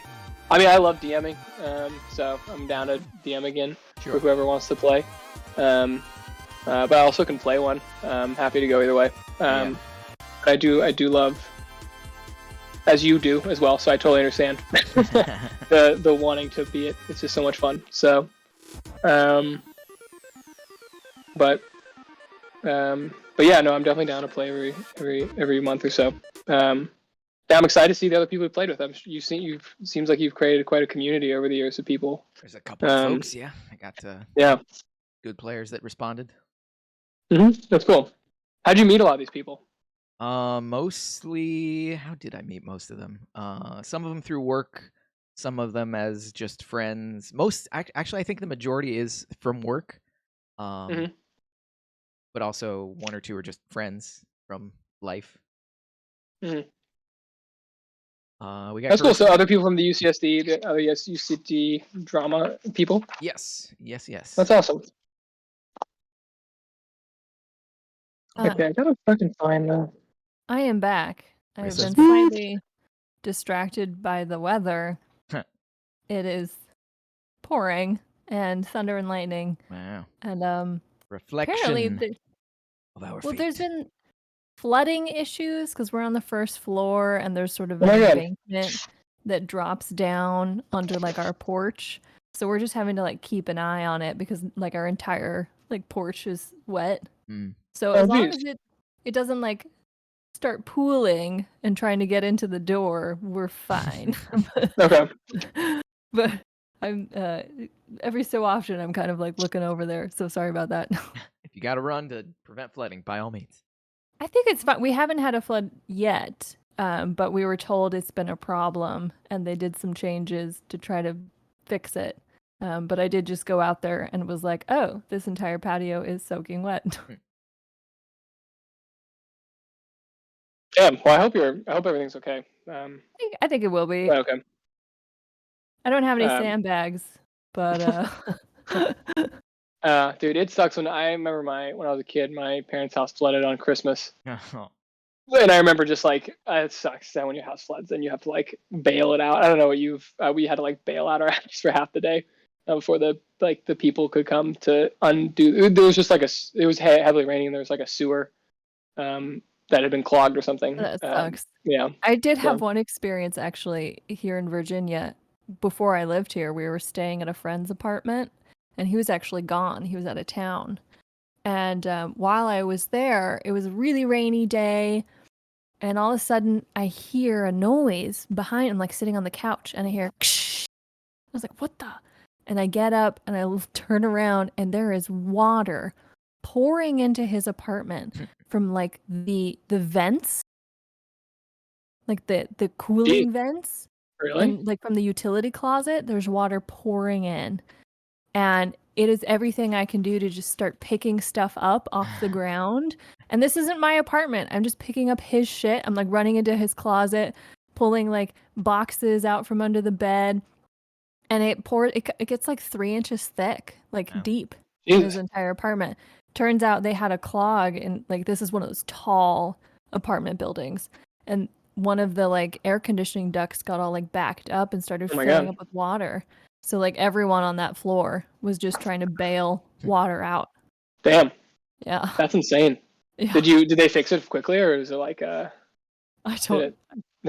You left. Eventually it stopped. Eventually it stopped because they're just like it ran out of water. You know, it stopped raining and you know, but yeah, they were trying to dry out the carpets and stuff. But yeah, then eventually I left. But he was like, "Thank you for picking all my shit up." It's like it would have been no one there, and it would have just been days sitting in water until he got home if we hadn't been there. Damn. Well, I'm glad you're there. Yeah. On that happy note. On that happy note. This dungeon doesn't flood, am I right? Yeah, I know, exactly. Okay, so you guys, after that heated exchange and the sentencing, you were taken down into, as you like the sand like envelops you as you're taken down into kind of one layer below this his estate, right? So he's on the second level, so it's like kind of, and you know how there's like these bouncy systems, whatever. There's like these balancing systems for the earthquakes. Right. So you are descend into like a it becomes essentially not like a scaffolding, but like it becomes more or less room-like and more like you're in a series of like everything's like bars, and you see the wheels of the like things holding up the estate, and like the gears and the springs and the things, and then there's like these walkways that you can go along that are kind of like stretched out in like kind of mazy patterns around you as like different places for people to work on the different parts that's keeping up the city. And you're now being taken along the walkway, and it's a kind of like, you know, a wood underneath you, being kind of suspended over great distance. As you see, much below you is like the mines, like deep down below you is like the mines and like deeper chasms of the Undercity. As you are being taken along by these there's two dwarf sort of guards in front of you and two behind you as they're kind of taking you along this winding path. And they keep going. I don't know if they're going to take you somewhere if you want to do anything as they're walking around. They're walking you. Since we're outside of the teleportation chat room, I would like to communicate with Hakas. He's within 1 mile of us. Yeah, for sure. He's still within 1 mile. Oh man, I want to tell him to get. What happened? My get. friend, what happened? I'm gonna tell him to get away from this compound. He's probably on the outside. I'm gonna tell him to get away from this compound because we're in a little bit of hot water. I'm gonna tell him to lie low and just avoid people and just get somewhere safe and take care of himself. Okay. And keep his eyes out for. Oh no, he's a big horse. He can't do anything. Just take care of himself and be safe. Okay, I will Trust be no safe, one. my friend. I will trust no one, and I will be safe. Yeah, Okay, that's all I so- want to do. I will. okay. So comply. they pull you around, and then there's like kind of like you can see that there's these like boxes kind of suspended in various places, like steel boxes. And you enter into one, and it's like a little barracks headquarters where there's like these different guards there, and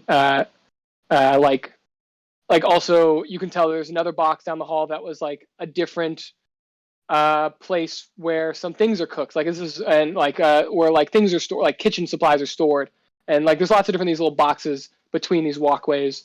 And you enter one, and he says, "Oi, strip off all your armor.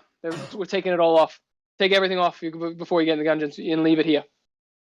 Take it off, both of you." Do I get a claim check, my friend? A receipt. I'll be the claim check. You can come back to me when you're taken out in 10,000 years. I'm gonna try and use levity in this situation. 10,000 years. Oh, that must be an expensive food bill to feed us for that long, eh? He's gonna well, I guess, okay, make a performance check. At disadvantage. I mean, this guy does not like you. Double nines for an 11. Double 11s. He kind of like, whatever. And he like doesn't not face. You like that one? Okay, here's a better one. What's the difference between a dwarf and a dragonborn? What? You can smell the dragonborn even when they're underneath the mountain. Huh? Oh He's- my god. Is that supposed to be an insult? I'm not sure. It's I can't supposed to- interpret it's that. self-deprecating humor against the dragonborn. Okay, let me see if he's as dumb as I am. Let's see if he gets it. Insight, not good. I don't he even thinks get he thinks you're insulting him. He's gonna punch you across the face. He gets I'll take what is that? A 15 plus, I guess like 4. What does the guards have? I don't know. Not much. 3. 18. Am I still in my armor? I'm not holding my shield. Yeah, but you don't have your though. shield. You don't So, have your yeah. shield. So yeah, that'll hit Okay. me. Okay, D4. So he takes a D4 plus maybe 2. I don't know. He punches you. D plus 1, 2 damage as he just punches you in the face. Like, shut up! Oh. Shut the fuck up! And then he starts. I imagine your hands are kind of bound, or so. I don't know. He's gonna start binding your hands, both your hands, and As he he is binding my hands, is when his skin contacts mine, I'm gonna give him 1 point of lay on hands. Wah. okay. He's like kind of like what devilry is this? Don't do Feels this good, to doesn't it? me. Fuck you. There's more where that came from. I don't need your devil magic, you silly sword. I don't need your devil magic. Oh, And that scrape on your fingernail seems to be better. he's not phased. He binds you up, and he's gonna start taking your armor off. And Sacria, he's gonna try to bind you up as well. Yeah, I'm letting it happen, but I'm just trying to. I know, but I'm trying to. Another guard. There's 4 of them in this room, and the other guard is coming to bind you up. Oh, if I had known that this was going to be a party, I would have worn my better armor, my ceremonial stuff. You guys have ceremonial armor? Okay, so he's gonna bind you, Sacria, unless you do something. Just giving you an opportunity. You don't have to do anything. I'm just letting you know. I got really tempted to use something, but I actually don't see where it would end in any positive way. So I'm just gonna tell you I thought about using mirror image and creating I love that. illusory duplicates of myself, but I realize I can't like send them running in different directions. They just mimic my own actions, so I don't think it's going to be useful in this moment. So I'm gonna say they bind you, they strip off all your armor, they take all your items, and they put them like in a box. You see them putting them in a box in this room, and then they're gonna put a blindfold over both of you, as you start realizing they're taking you down somewhere else. So they blindfold your hand and they take you down. Like, it's kind of confusing. Why don't you both make survival checks? What would it be to know where you guys are going? Like, to remember the sequence of events that you guys did. Yeah, perception or survival. Yeah, let's go survival. I like survival for tracking. I don't know why. I always think of survival as tracking. So make some survival checks. 10. 19. Okay, so Rruukk, you in the academy often had to train with your eyes blinded. Oh, that's right. blindfolded. Do I? So- is this character the one? Yeah, this character is. I took the martial ability of blind sight, so I have blind sight 10 feet. Cool. So does that mean you can see in the dark 10 feet? Yes. If Okay, cool. I have blind sight up to 10 feet, which means anything that is within 10 feet, even if it's invisible, I can know where it is and have it as if it was regular vision. So even if I'm blindfolded, like, I know exactly how many guards are within 10 feet of me, and I know. That's cool. Yeah. Do you actually see them, or like do you see everything? Like, could you make like literally? Do you like literally see them, or you just like sense them? Like you just like know. Do you know what I mean? Like it's not like dark vision where you like literally can like. Yeah, it's part of the Paladin fighting style because you get to choose one of the fighting styles at first. You have blind sight within a range of 10 feet. Within that range, you can effectively see anything that isn't behind total cover, even if you're blinded or in darkness. Moreover, you can see invisible creatures within that range unless the creature successfully hides from you. So, I mean, yeah, rules is written. I can basically see them. But it says in cover, so I feel like you're basically blind. I don't know. It's a magical blindness. Oh, I'll just give it to you. That's cool. I think it's cool. I don't really know. I feel like it can be interpret. I'll give it to you. Yeah, you can basically see everything that's happening, like through I'm gonna blindfold. I'm gonna like flaunt that. So like if one of the guys like steps over to the right and there's like a door next to him, I'm like, oh, be careful of that doorway, don't trip or something. Just something to kind of rub it in that I can still see. That's funny. They're like clearly put off by this. Demon. Are we blindfolded or is it simply dark? It's blind. You're blindfolded. Okay. Yeah. And so then you're taken down a series of ways that Rruukk you remember, and then you were placed in 2 cells adjacent. Like, so you get to another steel box, and that steel box is smaller cells, and you're kind of like one next to each other, kind of both put into 2 cells next to each other, with no like a grate on the front, but nothing between each other. So you guys can probably talk to each other, but not. Yeah, you can talk to each other, but you can't see each other. Does this room come with room service every morning? Shut up! Fucking talking. My friends, you are too serious. And they leave. And there's like 2 guards. One guard remains, like not one of those 4 guards, but another guard kind of remains. Like the guy with the keys leaves, but there's one guard who's like the guy who just like keeps guard over this, and he's like really old dude, like who's just clearly in his gonna retire next year, and he's just really fat. Like, I got one more year on the force. I sure hope I don't take a bullet in defense. Yeah, exactly. Like, and this is a dwarf. Woo, my pension's coming up. Yeah, dwarf, and he's like eating his beet donuts. Like got like donut with like beet sauce, kind of like beet glazed purple donuts kind of thing. He's like kind of laying back. Yeah. And so they put you in those, and they're like really small steel, nothing fancy about them, all steel, and you were placed there. Well, I'm sure glad I decided to help people. It feels good, doesn't it? Don't worry, even in the darkest times, the light of Bahamut shall shine through. You will see. The truth will come out.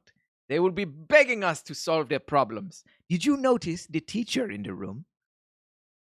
I did notice the teacher in the room. Why was he? You remember that the teachers out front? She was yeah, it doesn't matter. Why was she still there? They were all talking about the best way of teaching the children. Children, do you think perhaps that they are talking about the Trinwald's children? I can only assume so. And do you think that perhaps the children that your serpent in your dream could be those very children? So what do you think is going to happen to those children without us to protect them against this evil cult? Something is going to happen to those children, and they're going to come begging us for help. Well, they don't know that we're here. The Trinwalds sure know we're here. What do we do? Are we submitting or do we try to break out? We have, Rruukk. We have been tried by the law of this land, and so the only course that I can see is to wait. For the truth will come out, and the truth will set us free. He said that earlier. Do you remember? Yep, I remember. She starts just feeling around along the edges of her cell, looking for any inconsistencies in the metalwork. They're making an investigation check. Any like spots where a previous inmate may have started to dig a hole. No problem. Yeah, make an investigation check. That was a 15 with my modifier as a 20. You really search this thing. People have tried to claw their way out of this place many times, and you can see where they bang their head against the wall. They've made some there's dents everywhere, but there's no with the 20, even with the 20, you don't find oh wow, there's this place that I can get out of this thing from. I do a thorough investigation, which turns up nothing. Yeah. Can I see the guard, the dwarven guard? No, you can't. You can hear him slightly. Okay. Yeah, but you can't quite see him because it's the grates are really you can't stick your head out of the grates. You can only kind of see what you can on the thing, and you can kind of see him, hear him. Okay. Are those beets I smell, my friend? There's no response from him. I am also a fan of beets. I had never had beets before I came to this city, but they are marvelous, delicious. Have you ever been to Cafe Sylvanas? Still no response. The Cafe Sylvanas has the most exquisite beet dish you will ever taste. You hear a slow. Hey, wake up! I'm telling you about beets! As you hear him snore, and you feel a chill in the air. Turn up the heat, please. And you start feeling a darkness kind of rise. It starts as kind of a puddle on your feet. And you think, oh, the floor is a little wet. And then you start feeling it rise. And it's just this darkness slowly rising, and then you see that it's pouring in from over the sides. I would like to use Divine Sense. Okay, sure. What does that mean? I forget what that does. Anything. It's a paladin inherent trait. The presence of strong evil registers on your senses like a noxious odor, and powerful good rings like heavenly music in your ears. I can open my awareness to detect such forces. For 1 round, I know the location of any celestial, fiend, or undead within 60 feet. I also can detect the presence of any place or object that has been consecrated or desecrated, such as with the Hallow spell. Basically, I'm trying to sense if there's any actual, factual, bad juju going on here of fiend, so fiend, undead, celestial is a no. Hallow, Hallow. What is Hallow? I forget what Hallow is. That's where you create a space where no one can enter in and out, or something like that. That's right. It's fiends can't enter into a hallowed space, right? Right? Isn't that the Hallow spell? That's Hallow, but also just if this place has been desecrated by some dark ritual or something in the past, I would know I see. if that has happened. Yeah. No, I see what you're saying. Unfortunately, no, I don't think any of those things are true. All right. But I love what you're thinking. You feel, even with yours, you feel a presence in the room of something dark, and something not. I will give you this. You feel something presence in the room, but it's not. You know that there's something bad in the room. You don't know what it is. You know it's not super powerful. Do you know what I mean? Yeah. It's oh man, this is not a celestial god coming in, an unseen undead god coming down to, crush me. It's more of like this is, I don't know, this is like there's something wrong, but it's not horribly wrong.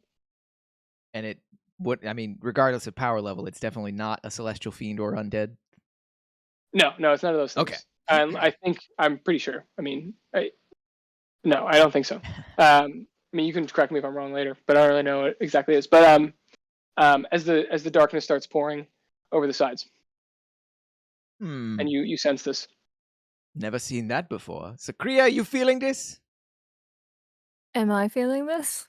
Yeah. Well, you don't sense you see the dark. It's just the darkness spell. I'm just giving a little flavor of what we were talking about with the flood. It's just the darkness spell slowly creeping up higher and higher. How big is the cell? Good question. I would say it's very small. I'd say it is a 5 by 5. Cool. Foot. So I can see perfectly well. Darkness or no darkness. So just so cool. you know, Magical darkness. Sacria has devil's sight, so she can see normally in darkness, both magical and non-magical. Okay, you guys are good then. Okay, yeah. I love it. I think we're set. Yeah, so we see this and we're like, oh, that's cute. They think they can scare us. They think they can scare us into submission. Oh, that is a tactic. That is devious. So, well done. I do see this. I don't know where it's coming from. I want to yell at the guard. I want to, hey, what's happening? Do you see this? Is this room filling up with darkness for you? Hey, dude. You don't hear response. No response from him. I'm going to use thaumaturgy to make my voice 3 times louder than normal and yell at him again. Okay, you do that. Sorry, quick. You still don't. Quick clarification, because you just said you wanted to use thaumaturgy. Yeah. Yeah. Hands are unbound. Also. Yeah, thaumaturgy is just a vocal. But also your hands are unbound, both of you. Like they threw you in and hands unbound. Yeah, I'm just saying you Sacria can cast any spell which does not have the the material component. Right, because it's just the V for this one. V and S are the 2 that you can cast. Okay. Me, on the other hand, everything. Oh no, I do have spells that are just VS. That's cool. None of which are prepared, of course. And as the darkness rises and it gets over your head, and then you hear a kind of like 2 footsteps walking towards you on the clank, 2 sets of footsteps, as you kind of hear, well, what do we have here? My friend. Can I do I know? Do we, I guess, know? Can we you see him. He thinks you can't see him, but he's sitting on the other side of the grate, and it's Miss Stoneman and the dwarf from the Mordrin temple, the one the spellcaster that you encountered. All right. He says, well, this is very interesting, isn't it? You 2 have come here to try to stop our plans, it appears. How funny. What's funny is that frock that you call a robe that you're wearing with its, would I describe what he's wearing? Rruukk, maybe don't be so obvious. He's being very silly. I see you can see in the dark just like me. Well, at least it's for effect. It's kind of cool. We have so much in common. We could be friends, you know. Maybe. Friends, you say. That is what I am interested about. Not you, Rruukk. And I don't think we need to do anything more with you. And he is going to place, underneath him is going to come a giant poisonous snake is going to cast protection from poison. I have it prepared, and it is only verbal and somatic. Okay. Here's what we're going to do. We're going to have Sacria and this guy's going to have a conversation while Rruukk is fighting this giant poisonous snake that kind of like slithers in between the bars and then expands. Oh boy. So it's going to drop into his room as this is happening. So we're going to just do a little dialogue, and then we're going to play a round of combat, and then a little dialogue. Is okay? Yeah. Okay. Okay. I just love the visual of like Sacria having a calm conversation while Rruukk is wrestling barehanded with a Exactly. snake, holding his jaws open, Exactly. and This is cracking exactly jokes the whole time. Exactly. So we can dispose of this one.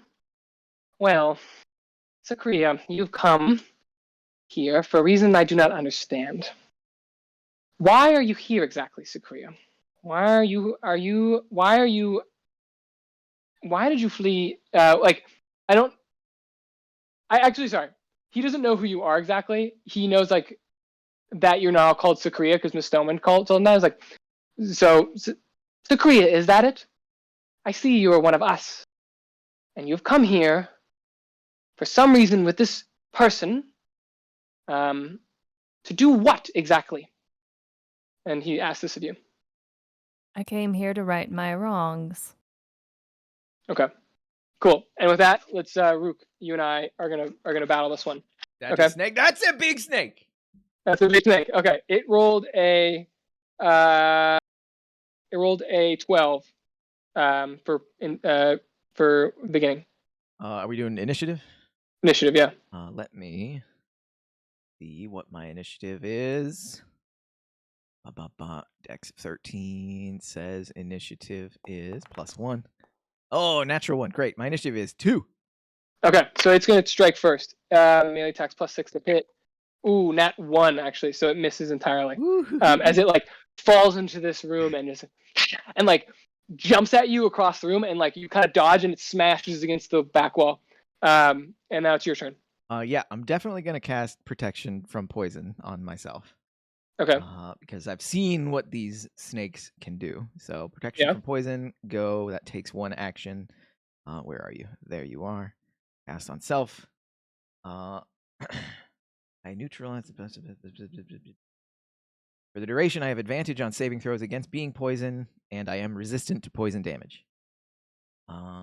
That's my main action, and I have nothing that I can do as a bonus action. So okay. That's it. I'm probably just, it's a small cell, so I can't get away from this thing. So yeah, that's okay. me. Cool. Okay. And so he says, you've come to right your wrongs. That's interesting, Sacria. Well, I was coming here with a little proposition for you, because we need a little help. And it is up to you whether your moral obligation will stop you from helping us get the Trinwaldian children.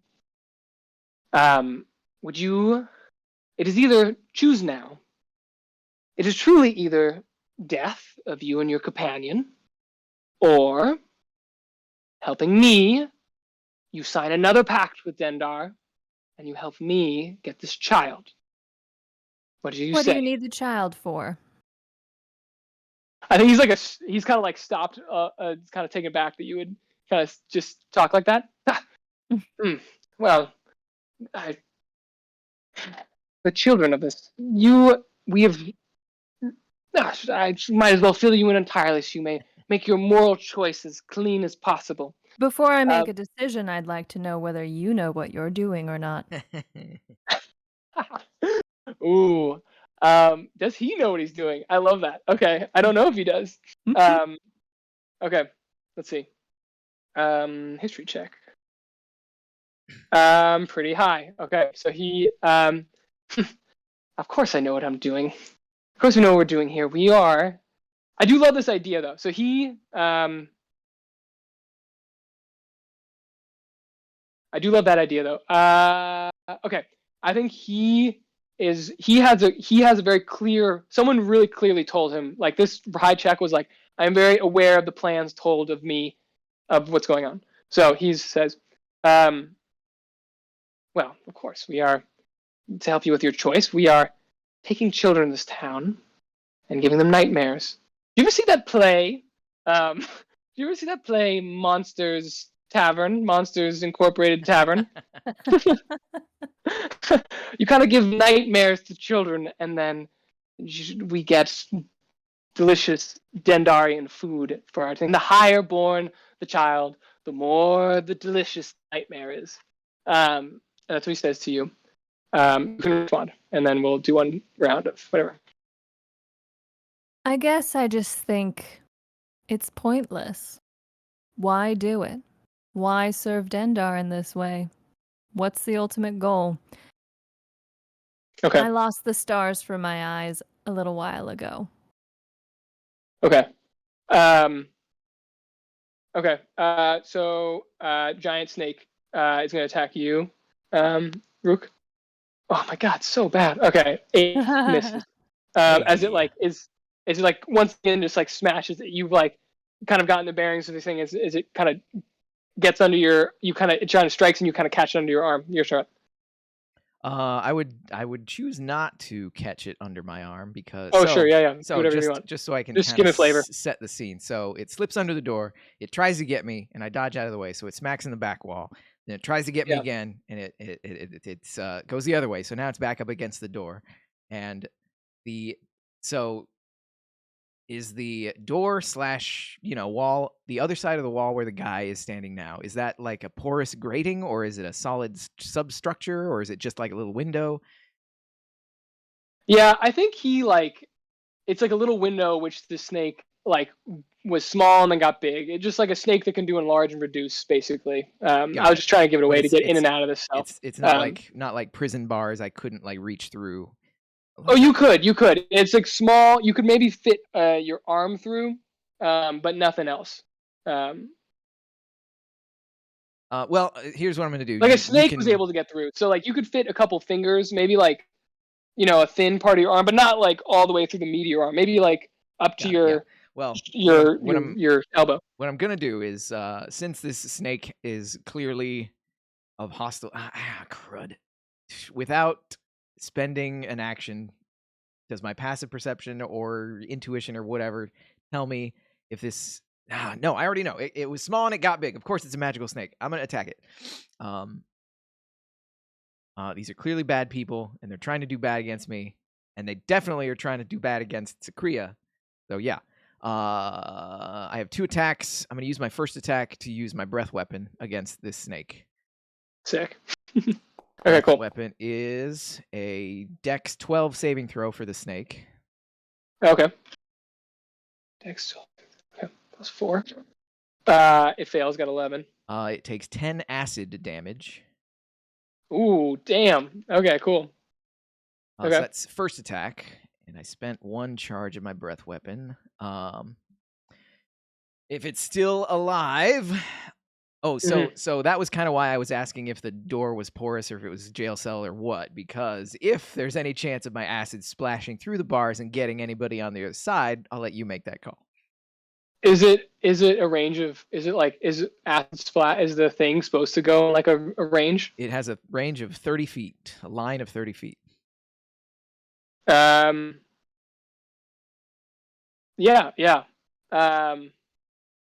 Yeah, I think they have to make a Dex saving throw for sure. Okay, if it's blocked by any. Yeah. No, I think that's so right. They have to make both Dex saving throws. And they both. It was 12. You said 13. They both pass as they like see it coming in the dark, and it kind of like splatters against, and it just hits the back wall. Got it. Even if they pass, they still take half damage. Okay, cool. So they will both take half damage. Okay. As they both take half damage. Let's see what. So you have me 5 points? Is that what you said? Yeah, acid. Okay, cool. And as like, I mean, I don't mean to keep piling on, but if my acid eats through anything that's the door, that's your choice. But so that was my first attack. My second attack, I'm gonna try and stomp on the snake. Like, well, that was make a. So steel has a AC of what, 20 or something? I forget what steel has. Right? Object I forget. AC. I always forget that one. Object armor class. A steel has an AC of 19. Okay, 19. So why don't you didn't have to make an attack roll. Well, make an attack roll for that. See if it damaged it at all. And then I'm gonna give it some sort of armature. What kind of attack roll? You're just gonna see how the breath weapon is based on my constitution, so maybe it's the potency, constitution of the acid. See if it does anything. Yeah, why don't we do that? So yeah, do a deep 20 plus con. Ooh. 7. 7. So just not eat through it, but Cool. it like definitely. And then on the other side, you hear Miss Doman go as they kind of like step away from the door. But the warlock, the main guy, is unfazed as it kind of splashes against him. He's like, he kind of spits it out. He's like, I love acid. Yeah, I love acid, exactly. So that was my first attack. My second attack, I want to try and stomp on this snake. Yeah. This is an unarmed strike, so we're gonna go ability check for strength, which is garbage. 8. No. AC's 14. Cool. That's my turn. Did 10 damage? Okay. Yeah, 10 from the acid. Okay. Okay. All right. Okay. Okay, cool. And so that's thing. As you hear kind of this like back and forth in the other cell as people kind of moving around, Sacria, and Rruukk probably is happy. And you said what'd you say, Sacria? Something like she lost the star sparkle. Yeah, I lost the stars from my eyes. What you're doing is pointless, and yeah, basically that. And if it's my turn to speak, I can say some more. Yeah, I think it's his. Okay, so I think it's his turn to speak now. It's pointless. You said it's pointless. He says, so you're happy to die here then, alone in the cell, next to this buffoon of a man, instead of signing a new pact with Dandar. Is that what I'm hearing? I would like to cast Mirror Image now. Okay. And which means that 3 illusory duplicates of myself appear in space. Okay. And they mimic what I do. Okay. And I will continue by saying with these so there's 4 images in front of them of myself. The buffoon is you. You prey on children for what? There's no glory at the end of this road. There is no reward waiting for you from Dendar. Get real. You're just doing this to scrape out some sense of power while you're still on this earth.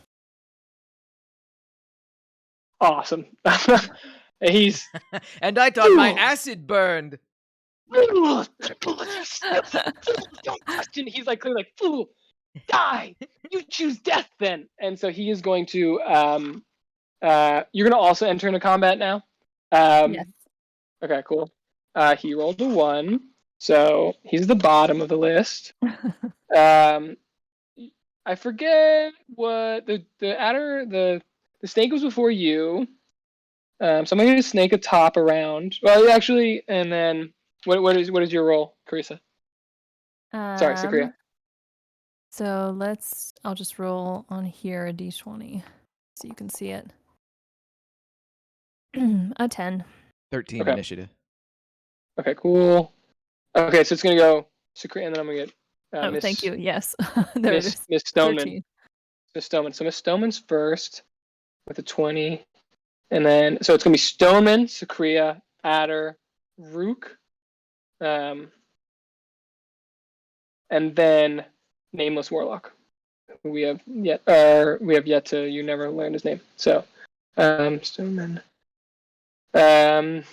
Okay, so we're gonna start at top of the round. So Stoneman.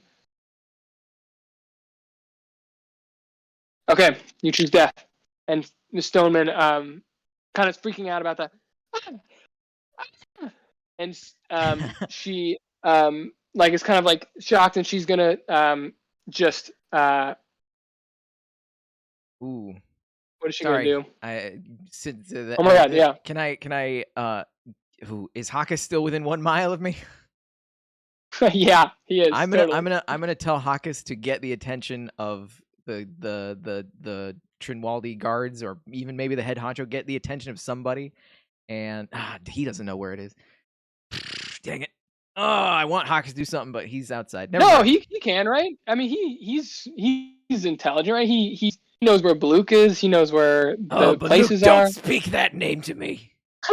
But maybe that's the way to go. It's a redemption. Baluk has a chance to redeem himself. Yes, Hawkes is going to try and find Baluk and lead him to somewhere that they can hear this altercation somehow, somewhere. I don't know. Hawkes, use your smarts to figure something out.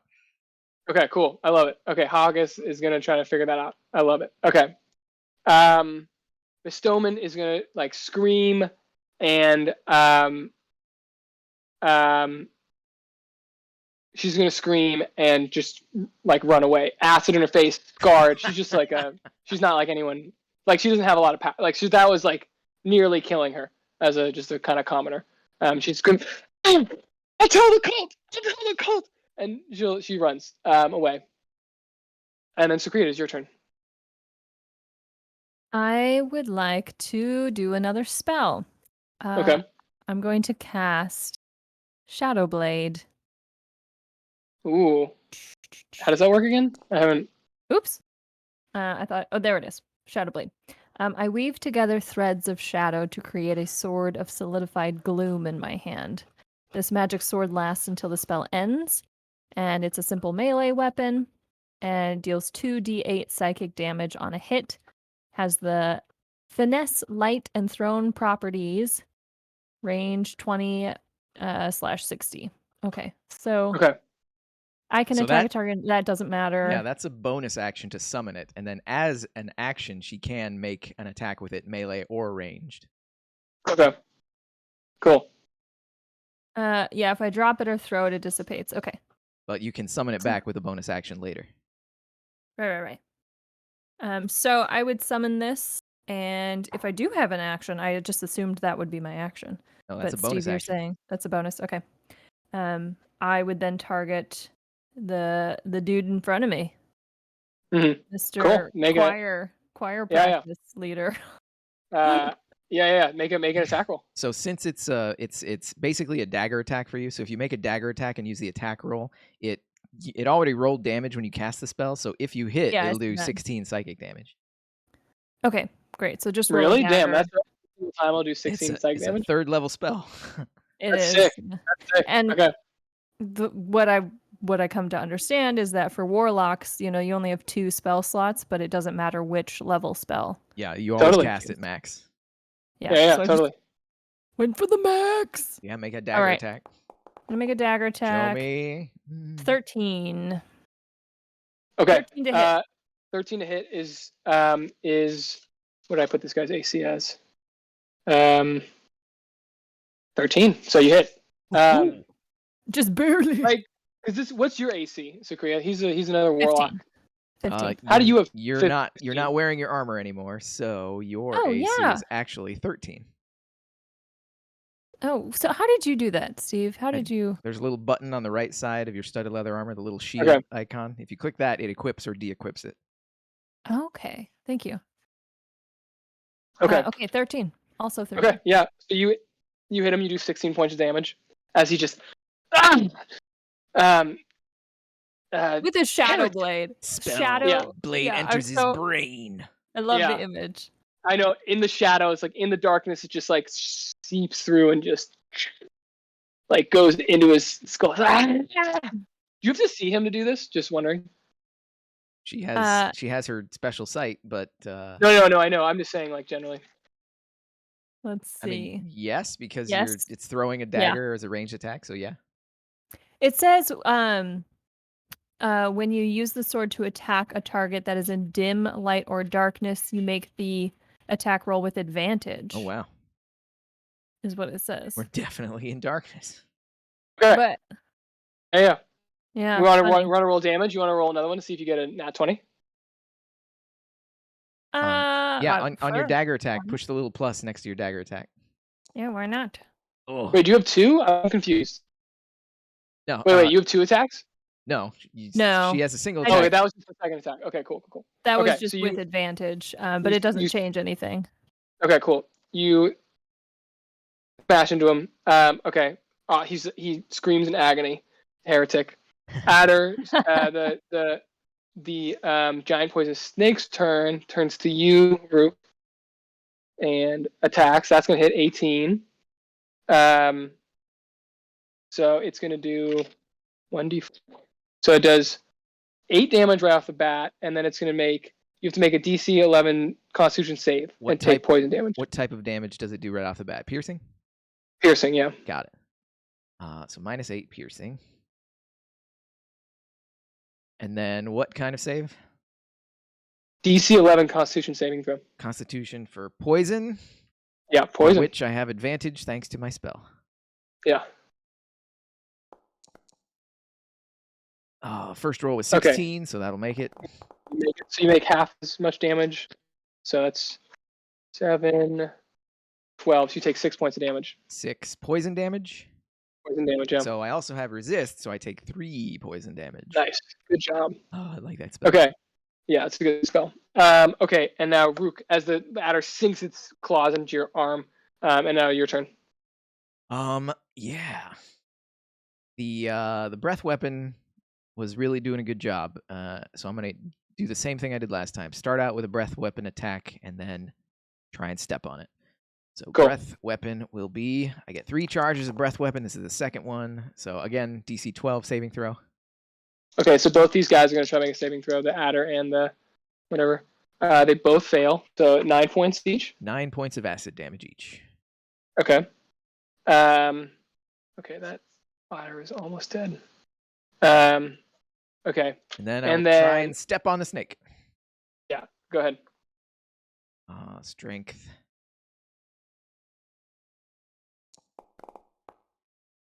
Yeah, nope, 11. No, as you try to step on it, it wriggles around underneath you. And then as the warlock's turn, he says, idiot! Fool! What are you doing? And then it takes a step back away. It realizes that you guys can see it through the bars, and it's going to take a couple steps back.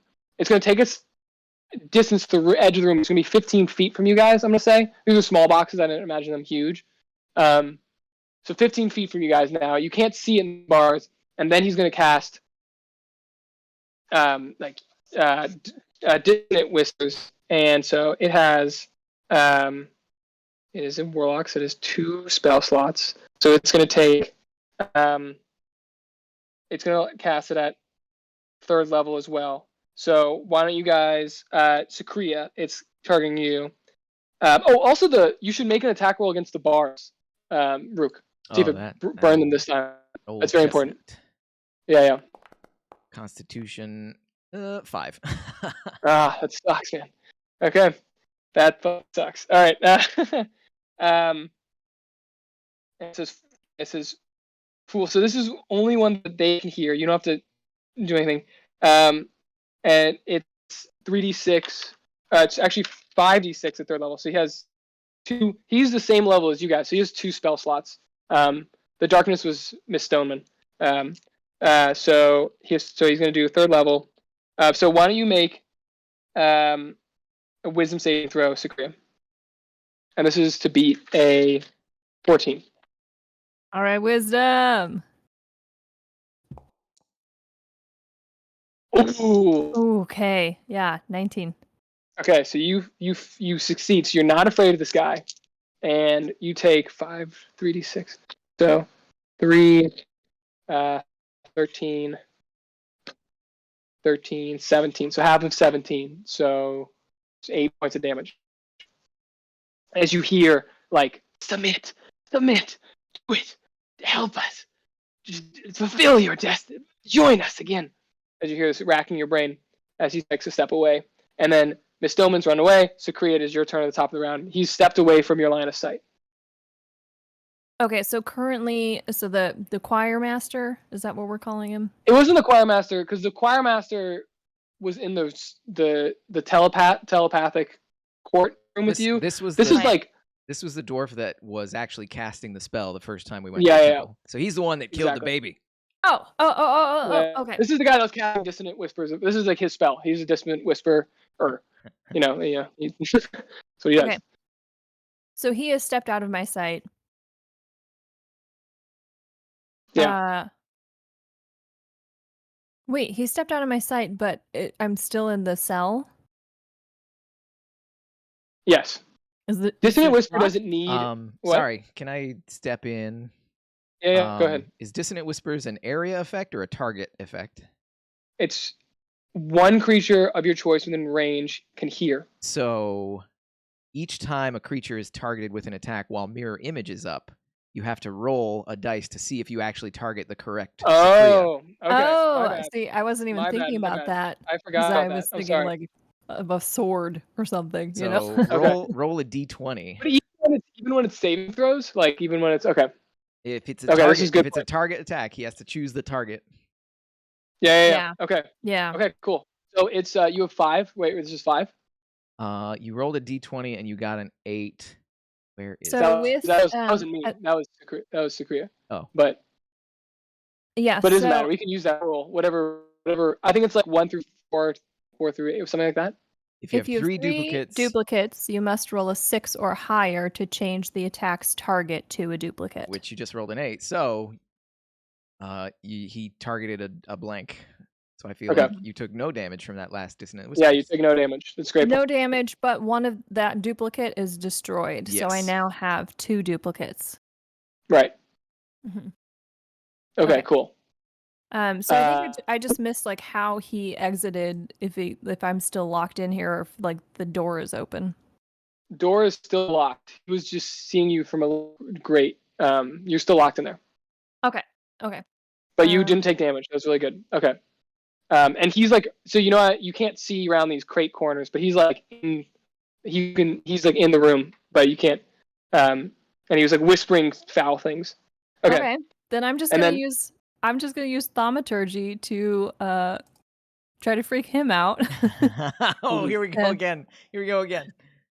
No, Do no, it, I'm do it, actually do it, I'm do it. just gonna No, I'm just gonna do ominous whispers. Oh. I'm not gonna do that other one yet. I create instantaneous sound that originates from a point within range, and I'm choosing ominous whispers. Okay, cool. So I'm just gonna try to freak him out the same way he's trying to freak me out. Okay, cool. I love it. What did the ominous whispers say? I don't know if I can control it, but if I can, I think they would say things like, "You're worthless to me. You are a terrible servant. You should just jump off a cliff." I love it. Sweet. Okay, that's awesome. So he hears that, and then it's the adder's turn, or the giant poison snake's turn, and he is going to once again in this cell. He's going to attack. Why did I lose this? Here we go. He's going to attack you again, Rruukk. Oh my god, he misses. So he rolled a 9, so he misses. And then Rruukk, it is your turn. Yeah, I'm gonna burn my last acid spray. Where are you? Acid breath weapon. Go. DC 12 Dex saving throw. Okay. Dex saving throw. Yeah. He passes, but he only had 1 hit point left anyway. So cool. I think he would die. The snake and I'll make dissolves. the snake dissolves in acid, and let's see if you can get through this bar. Let's see. Constitution ability check is a 15. But it's a bummer. As my second attack, since this door has been just splattered with acid repeatedly, even if it isn't falling off its hinges, I'm still going to try and ram it to see if it has been weakened enough so I can bust through it. Okay. So second attack. So you're trying to ram. So this is an unarmed strike, right? So yeah, pretty much. Okay, cool. So yeah, make your roll. Let's see. That is natural 19 for a 23, 24, 25 actually, because you are proficient with unarmed strike. So 25. Okay, cool. So how does this work exactly? We got steel door, hit points. We look up hit points for steel door 5e. Let's see.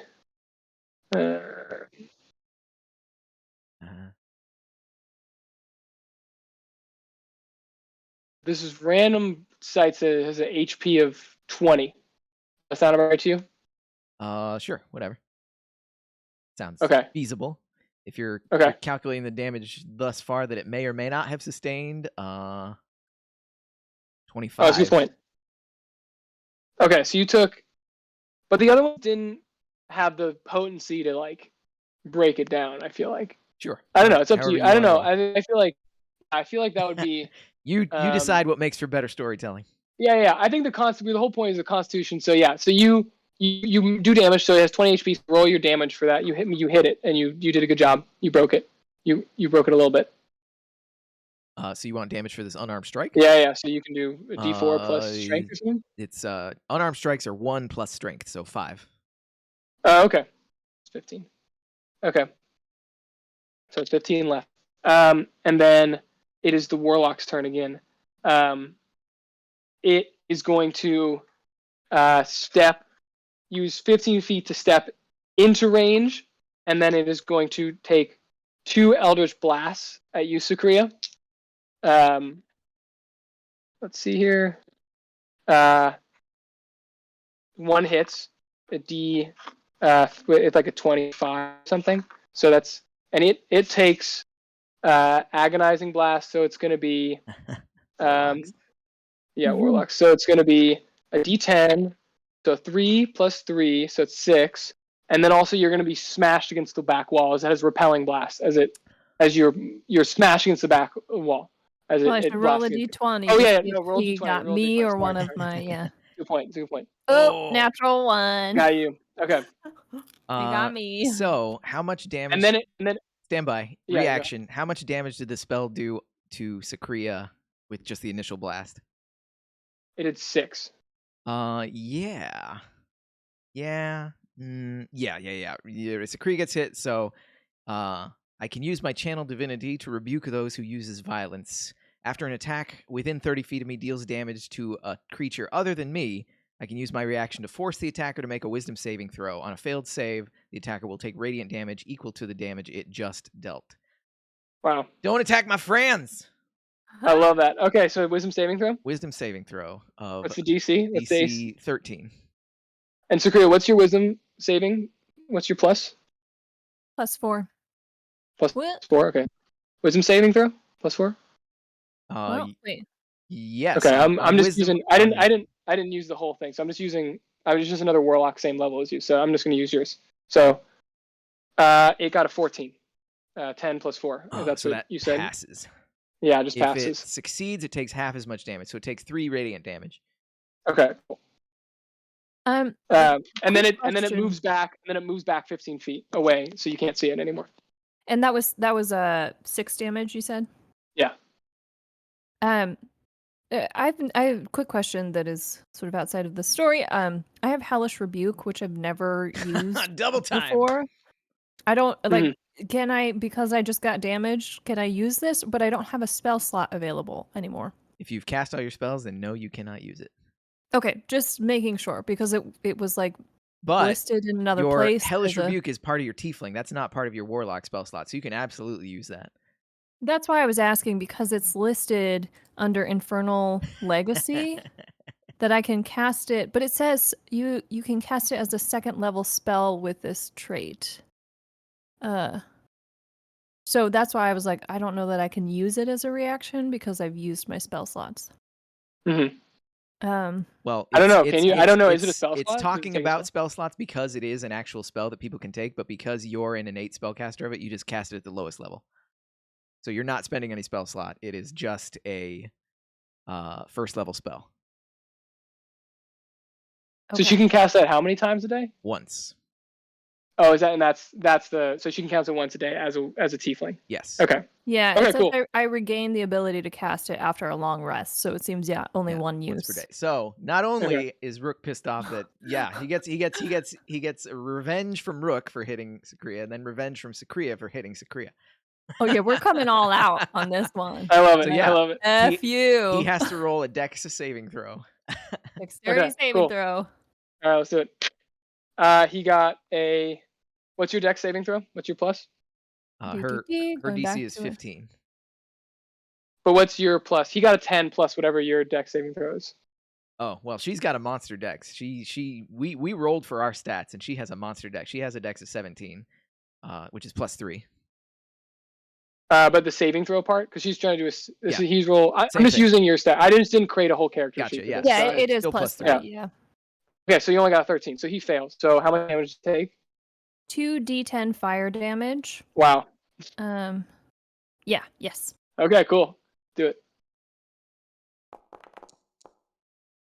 7. Oh, he has 7 hit points left. Mhm. So as you like smash, you like kind of he sends his Eldritch Blast, and the fire in his like the his eyes fire like ha, and then it just like So the blast seems his to just go attack over. like smashes me into the back wall, but then I Yeah. point my finger at him, like wincing, but I point my finger at him, and this hellfire raises up around him. And I love the idea of like this is like a tiefling thing. Like this is not warlock specific. You know what I mean? Mm-hmm. Like this is like, what is this? What magic is this? This is not Dendar. As he's like, you. As he dies, God, you guys did do a good job of killing it. That Shadow Blade really fucked him up. That was 40 hit points, you guys. I thought that was not gonna go that way. Okay, cool. That wow, was good job. just pure luck that I ended up choosing that one. Well, you may have had a recommendation from somebody. Oh yeah. And Purg roll too with the 7 because he had 7 wins. So as he just erupts into flames around him as he just dies, and the darkness spell's still up. No, because she left the token on the ground. So, okay. So as you guys are out of combat, wait, is the adder still alive? No, the you didn't kill it yet, right? Or did you kill it? The poisonous thing? It melted. It acided. Oh, it did. Okay, so now you guys are out of combat. Guard, do you see this? Hey, wake up! This is the guard just been sitting there the whole time asleep. If he's not awake at this point, you still can't see him. You still can't see him. Guard, are you there? Guard, hey, guard, hey, my friend, wake up! Guard, now that you guys don't hear anything, you can't hear him. Very loud for everybody who is in the immediate vicinity. Somebody come down here. Somebody, hey, check it. We were right. Make a performance check. Performance is 9. I'm just throwing garbage on my ability. No, you're the acid still caught in your throat. You can't make that much noise. It's like sriracha. You can't really hear anything. Rruukk, are you still? Use your thaumaturgy. Okay? Use your thaumaturgy to get somebody down here. Let's see. What would be the best use? All right, Rruukk, do you want me to cause flames to flicker? Do you want me to make harmless tremors in the ground? Do you want me to create... There's not prestidigitation, right? Yeah, so you can't shout. An instantaneous sound originating from a point of my choice? Or if there's any... Nope. And altering the appearance of my eyes won't help. What do I do? Use create an instantaneous sound. Something. I can't yell. Make somebody yell from outside. It has to be a point of my choice within range. The voice of the guards that took us down here. Tell them to come down here. I can't do that. It doesn't work that way. Sure it does. You create an instantaneous sound that originates. And such as, but not limited to. Okay, you're right. Let me concentrate. Okay, so she creates a sound, a point within range. So as far as I can see, like if I can see into the hallway 30 or something. 30 feet range. So yeah, as far as you can see, 30 feet. Yep. As far as I can see, I make a sound of guards going like, oi, come here, everyone, come here. Come check this out. You gotta see this. Gotta see this. Okay. Let's make a performance check. Let's see if it's loud enough. I don't know. Like it should have been a Scottish voice. I don't know why it was like Cockney. I think the guards are Cockney. I think I did a little bit of it. I think I did. I don't know. My accents are terrible, so it's like. Oh, I only got a 13. Okay. I think. I still don't think that's loud enough for someone. This is like deep into some dungeon somewhere. I don't know, but you're making these sounds. It echoes. Yeah. Oh, totally. But you guys have to sit here. Well, you guys, it's up to you guys what you guys do. You guys haven't made the sounds loud enough that you can appreciate, that you think would get far enough. They didn't seem like they'd be loud enough to escape the steel cell suspended in the underbellies of this town. I'm just gonna bang my fist on the side of the thing until I'm fit enough to yell. All right, and I Okay. can do thaumaturgy again because I can use it multiple times and make my voice 3 times as loud as it normally is again. Okay. We're just making all sorts of noise. Mm-hmm. I telepathically let Hawkus know that we're okay. He doesn't have to do anything. You know what? crazy. I just found Baluk. Do you want me to bring him? I was just outside his door. Do you want me to bring him? I don't know what I can say to him, but I can make. I don't know how to communicate to him, but I can. I don't know where you guys are exactly, but give him a look of reprimand. You don't have to. You don't have to hurry him anywhere, but just give him a look of reprimand. Make him feel bad. Okay, I like this. Okay, so he's gonna give him a look. He's gonna give him a look, just like you tried to give him a look earlier. Just like all-knowing look of one paladin to another. So you get. So he's seeing Baluk. He like found him. He's neighing outside. It's like Baluk steps out, and he's gonna try to roll. I'm gonna give it 19 or 20. He has to get. Oh, 18. So close. Oh man, that's pretty funny though. Damn it. So he's like, what's going on? Something's wrong. Like, if only we were. I almost understand. Okay. Okay. So you want to know thaumaturgy? Okay. Go ahead. Mm-hmm. Yeah. I'm just gonna make my voice 3 times as loud as normal, and I'm just going to shout, "Prisoner abuse! Help!" Okay. I guess if you guys can do this endlessly, I guess eventually you'll get something loud enough. So I think the 4 guards that came in like walking. What is this? What do we have here? A man dead?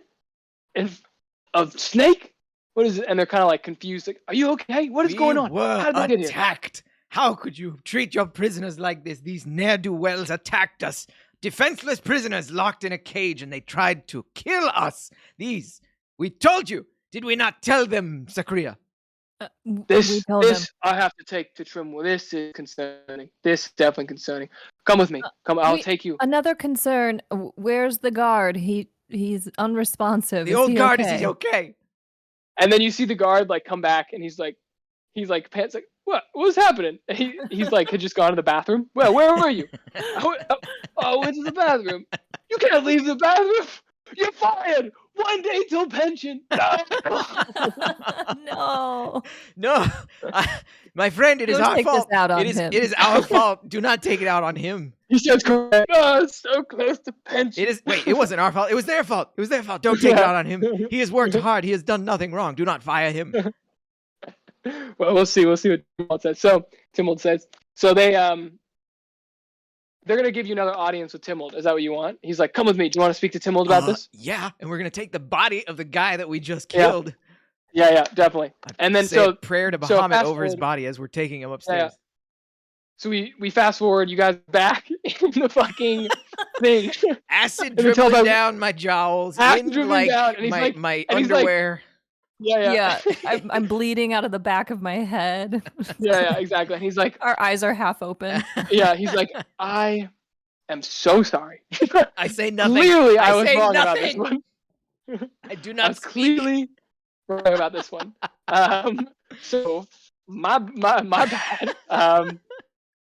How can we help you? See, clearly, and like the dad's like, this is clearly coming from the Moradrin Church. We must root out this evil and exterminate it. And then this is a question for you guys right now. What you want to do? We could either end this adventure by just fast forwarding, like Timold is an all-powerful man, statesman who can like very quickly mobilize a lot of things to happen. And we could just end it by him finding all these cult members, because we're just ending our set, like it's like the end of it, and then like him like rooting out the evil, like you helping them find Miss Stoneman, like doing the whole thing and just rooting out and like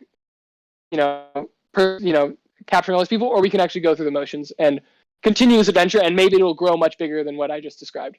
I don't know what what we have in mind or how it'll go. But you said like your next availability is probably like 3 weeks from now, right? Yeah, 3 weeks. Yeah. So by then, Dynamite D&D Season 4 will be in full swing. If you want to keep this like in your back pocket for the times that you want to DM, I'd be totally happy with that. If you want to continue with us too. Honestly, feeling like kind of a high after that battle in the dungeon. So I'm more than happy to say like, yeah, we fucking did it. Yeah, I'm happy. I'm happy with you whatever. Guys were gonna die for sure. If you want to wrap it up there, that would be a favorable conclusion. Honestly, okay, cool. I am shocked that we made it out of there alive. Yeah, I am shocked too, honestly. The hellish rebuke and all that stuff, and the acid. I forgot about the acid splash. Like I just thought this was gonna be them coming and murdering you guys. I really thought that the snake. I also didn't realize how bad the snake was. I thought the snake was gonna pretty easily like slowly kill you and then make you do like some pact with them. But wow, I forgot about all these cool stuff you guys had up your sleeve. So that was sick. Yeah, let's end it there. Like Timold's like, yes, we must root out. And they send us all these people. What atonement does Rruukk offer us? Oh my God, yes. That's right. This is how it ends. Rruukk comes in. Armor off, armor in his hand, off his body, armor in his hand, and he comes up to you, Rruukk, and he says, "I am no paladin," and he throws it on the ground, and he says, "Rruukk, I do not know the words. There are no oaths that I can take to undo this wrong of calling a fellow paladin a liar. There is no oath, and so I lay down my sword. You know what it is like to break an oath to question another paladin. I lay down my sword, and I say to you, I am your humble servant, and I serve you now. And you may teach me once again to rise again in the paladin ranks, or you may keep me as a humble servant all my days. But I am at your disposal." Wow, follower. Yes, Rruukk picks up the sword, and he. How would Rruukk react? Rruukk is used to taking orders from the prince and the royalty and stuff, so he's uncomfortable with the idea of having an underling. I think you also like rise a level, like you like gain a level. I don't know, you like, or you know what I mean, like you. But yeah, sorry, keep going. Sure. But I would take the sword and I would grasp Rruukk by the arm. I would bring him up, raise him up. I would hand the sword back to him. Say, "My friend. There isn't, my friend. Everyone makes mistakes, and everyone is capable of admitting their mistakes. That is what it means to redeem oneself. As Sacria has shown me, everyone is capable of redemption, and so long as you learn from your past mistakes, then you will continue to grow. I will not hold you under any oath underneath me. Indeed, I am uncomfortable with the fact of having some sort of servant or follower. But if you choose of your free will to come with us and help root out the evils of this world, I would be glad to call you an ally." And I like sniffles. Hold my hand out and see if he takes it to shake my hand. He takes it, and he gives all 50 lay on hands. He did it! I was going to give all my lay on hands back to him. They are not so different, you and I, Rruukk. It is a beautiful thing. He's crying, and he's like, "I did not know. I'm so sad." And he starts going, "Thank you." These are tears of happiness. That's amazing. And they end on just crying in each other's arms. And Sacria's in the background. She's a single tear rolls down her eye, which she quickly flicks away so that nobody can see it. No, he killed my familiar. He is. That's right. He is starting at 0 redemption, for me. Redemption, Sacria. Yeah. He can redeem himself just like you did.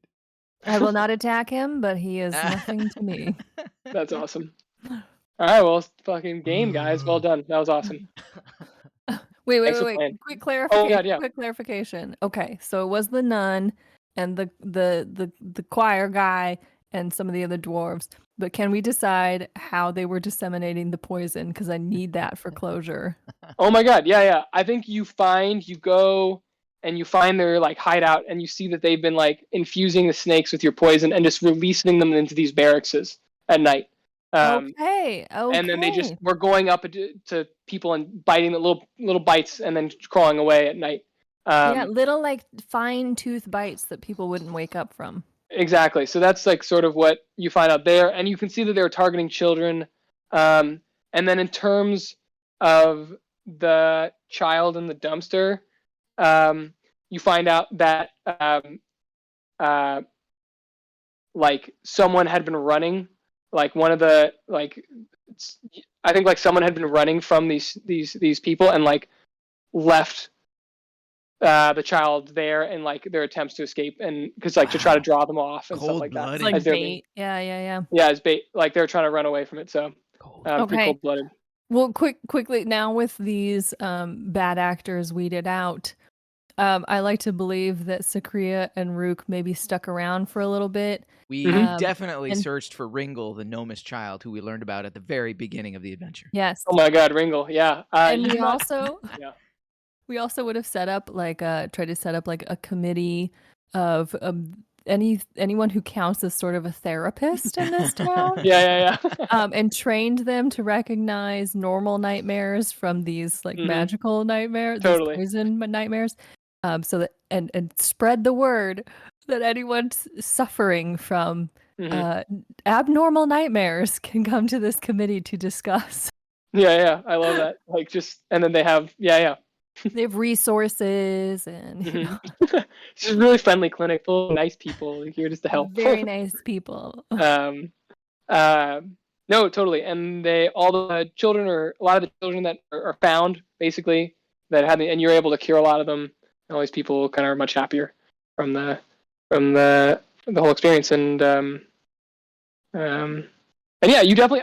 It's up to you, Sacria, whether you lose your magic or not. I kind of pictured like this being like your redemption of like giving away your powers as well, but it's kind of we didn't really play that out. But I thought one way this we didn't really play it out, but wouldn't I guess so? The whole function of her magic was that she walked away from the cult silently. Yeah, and didn't now draw she's attention known. to it. But if a cult member was drawing Dendar's attention towards her, maybe her abilities would have been revoked after. Yeah, that's what I would kind of imagine. I could put like in a good word with Bahamut for you. there is a celestial soul patron in one of the books. Oh, cool! Yeah, you can have a new patron. That's sick. She slaps Rruukk on the shoulder and says, "Whatever you can do for me, friend. I don't know if I'm leaving your side for a while." That's awesome. Well, sick. I love that. I love playing with you guys. That was so much fun, and I would love to play again sometime. So, That'd be great. Yeah, it's up to you guys. I'm happy to just play again. I love our dynamic. I just play us three again in 3 weeks, and you can throw it on the Dynamite D&D thing if you want.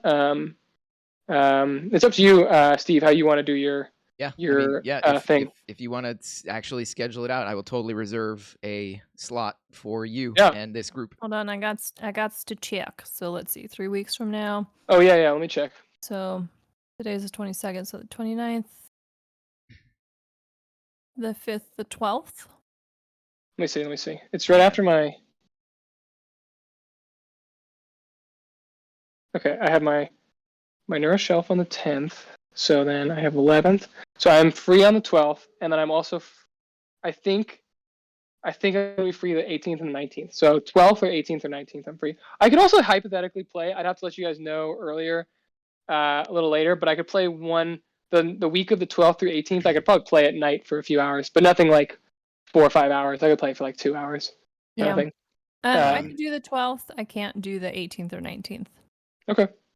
I can do any time under the sun after the 10th, because that's when I go on summer break.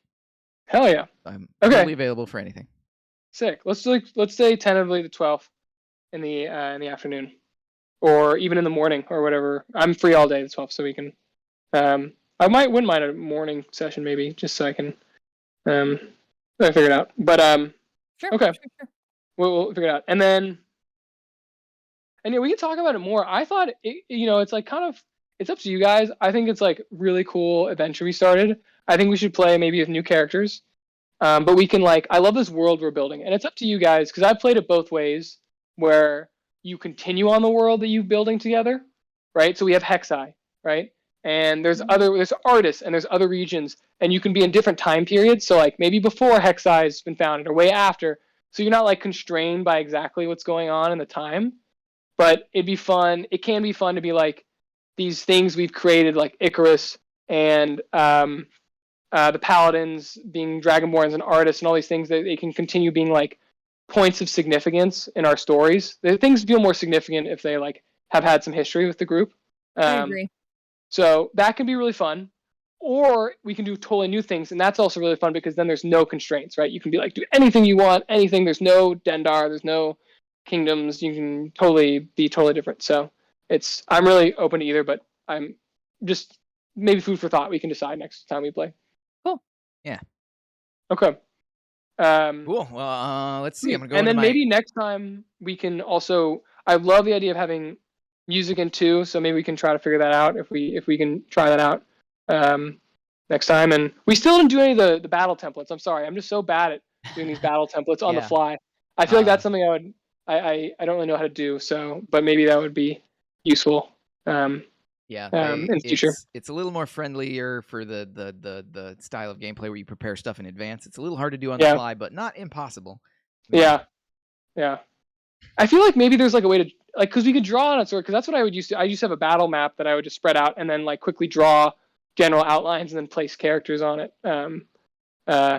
So I don't know. It's kind of up to you guys. I feel like we should try doing it for one battle next time and just using the like the shapes and the pencil afforded us here on the grid and just see if we can make it work, and if it takes too long, abandon it. Yeah, I think that's good. I agree. And then the other thing I mentioned in that email to you guys, and it's totally up to you guys, is like having a little bit more structure as we play, which I think Steve brought up.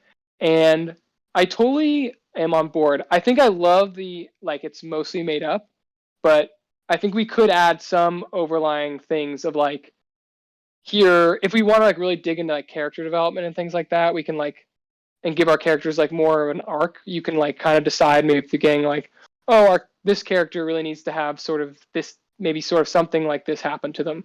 I don't know. It's up to you guys. We kind of did that here. We kind of worked it out over the whole session, and people sort of had a little bit of realizations and things like that. But it's up to you guys. Yeah, I feel like I can. It's hard to articulate, but I'll write an email about it and see if I can't lock down kind of what I'm feeling about that. Yeah. And I really want to, because I want you guys to feel comfortable in playing. And I understand like the whole improv thing can be like totally improvised. Can it loses some. There's like something. I agree. There's something like some things are kind of feel random or like not as, you kind of feel lack of direction sometimes. So I get that.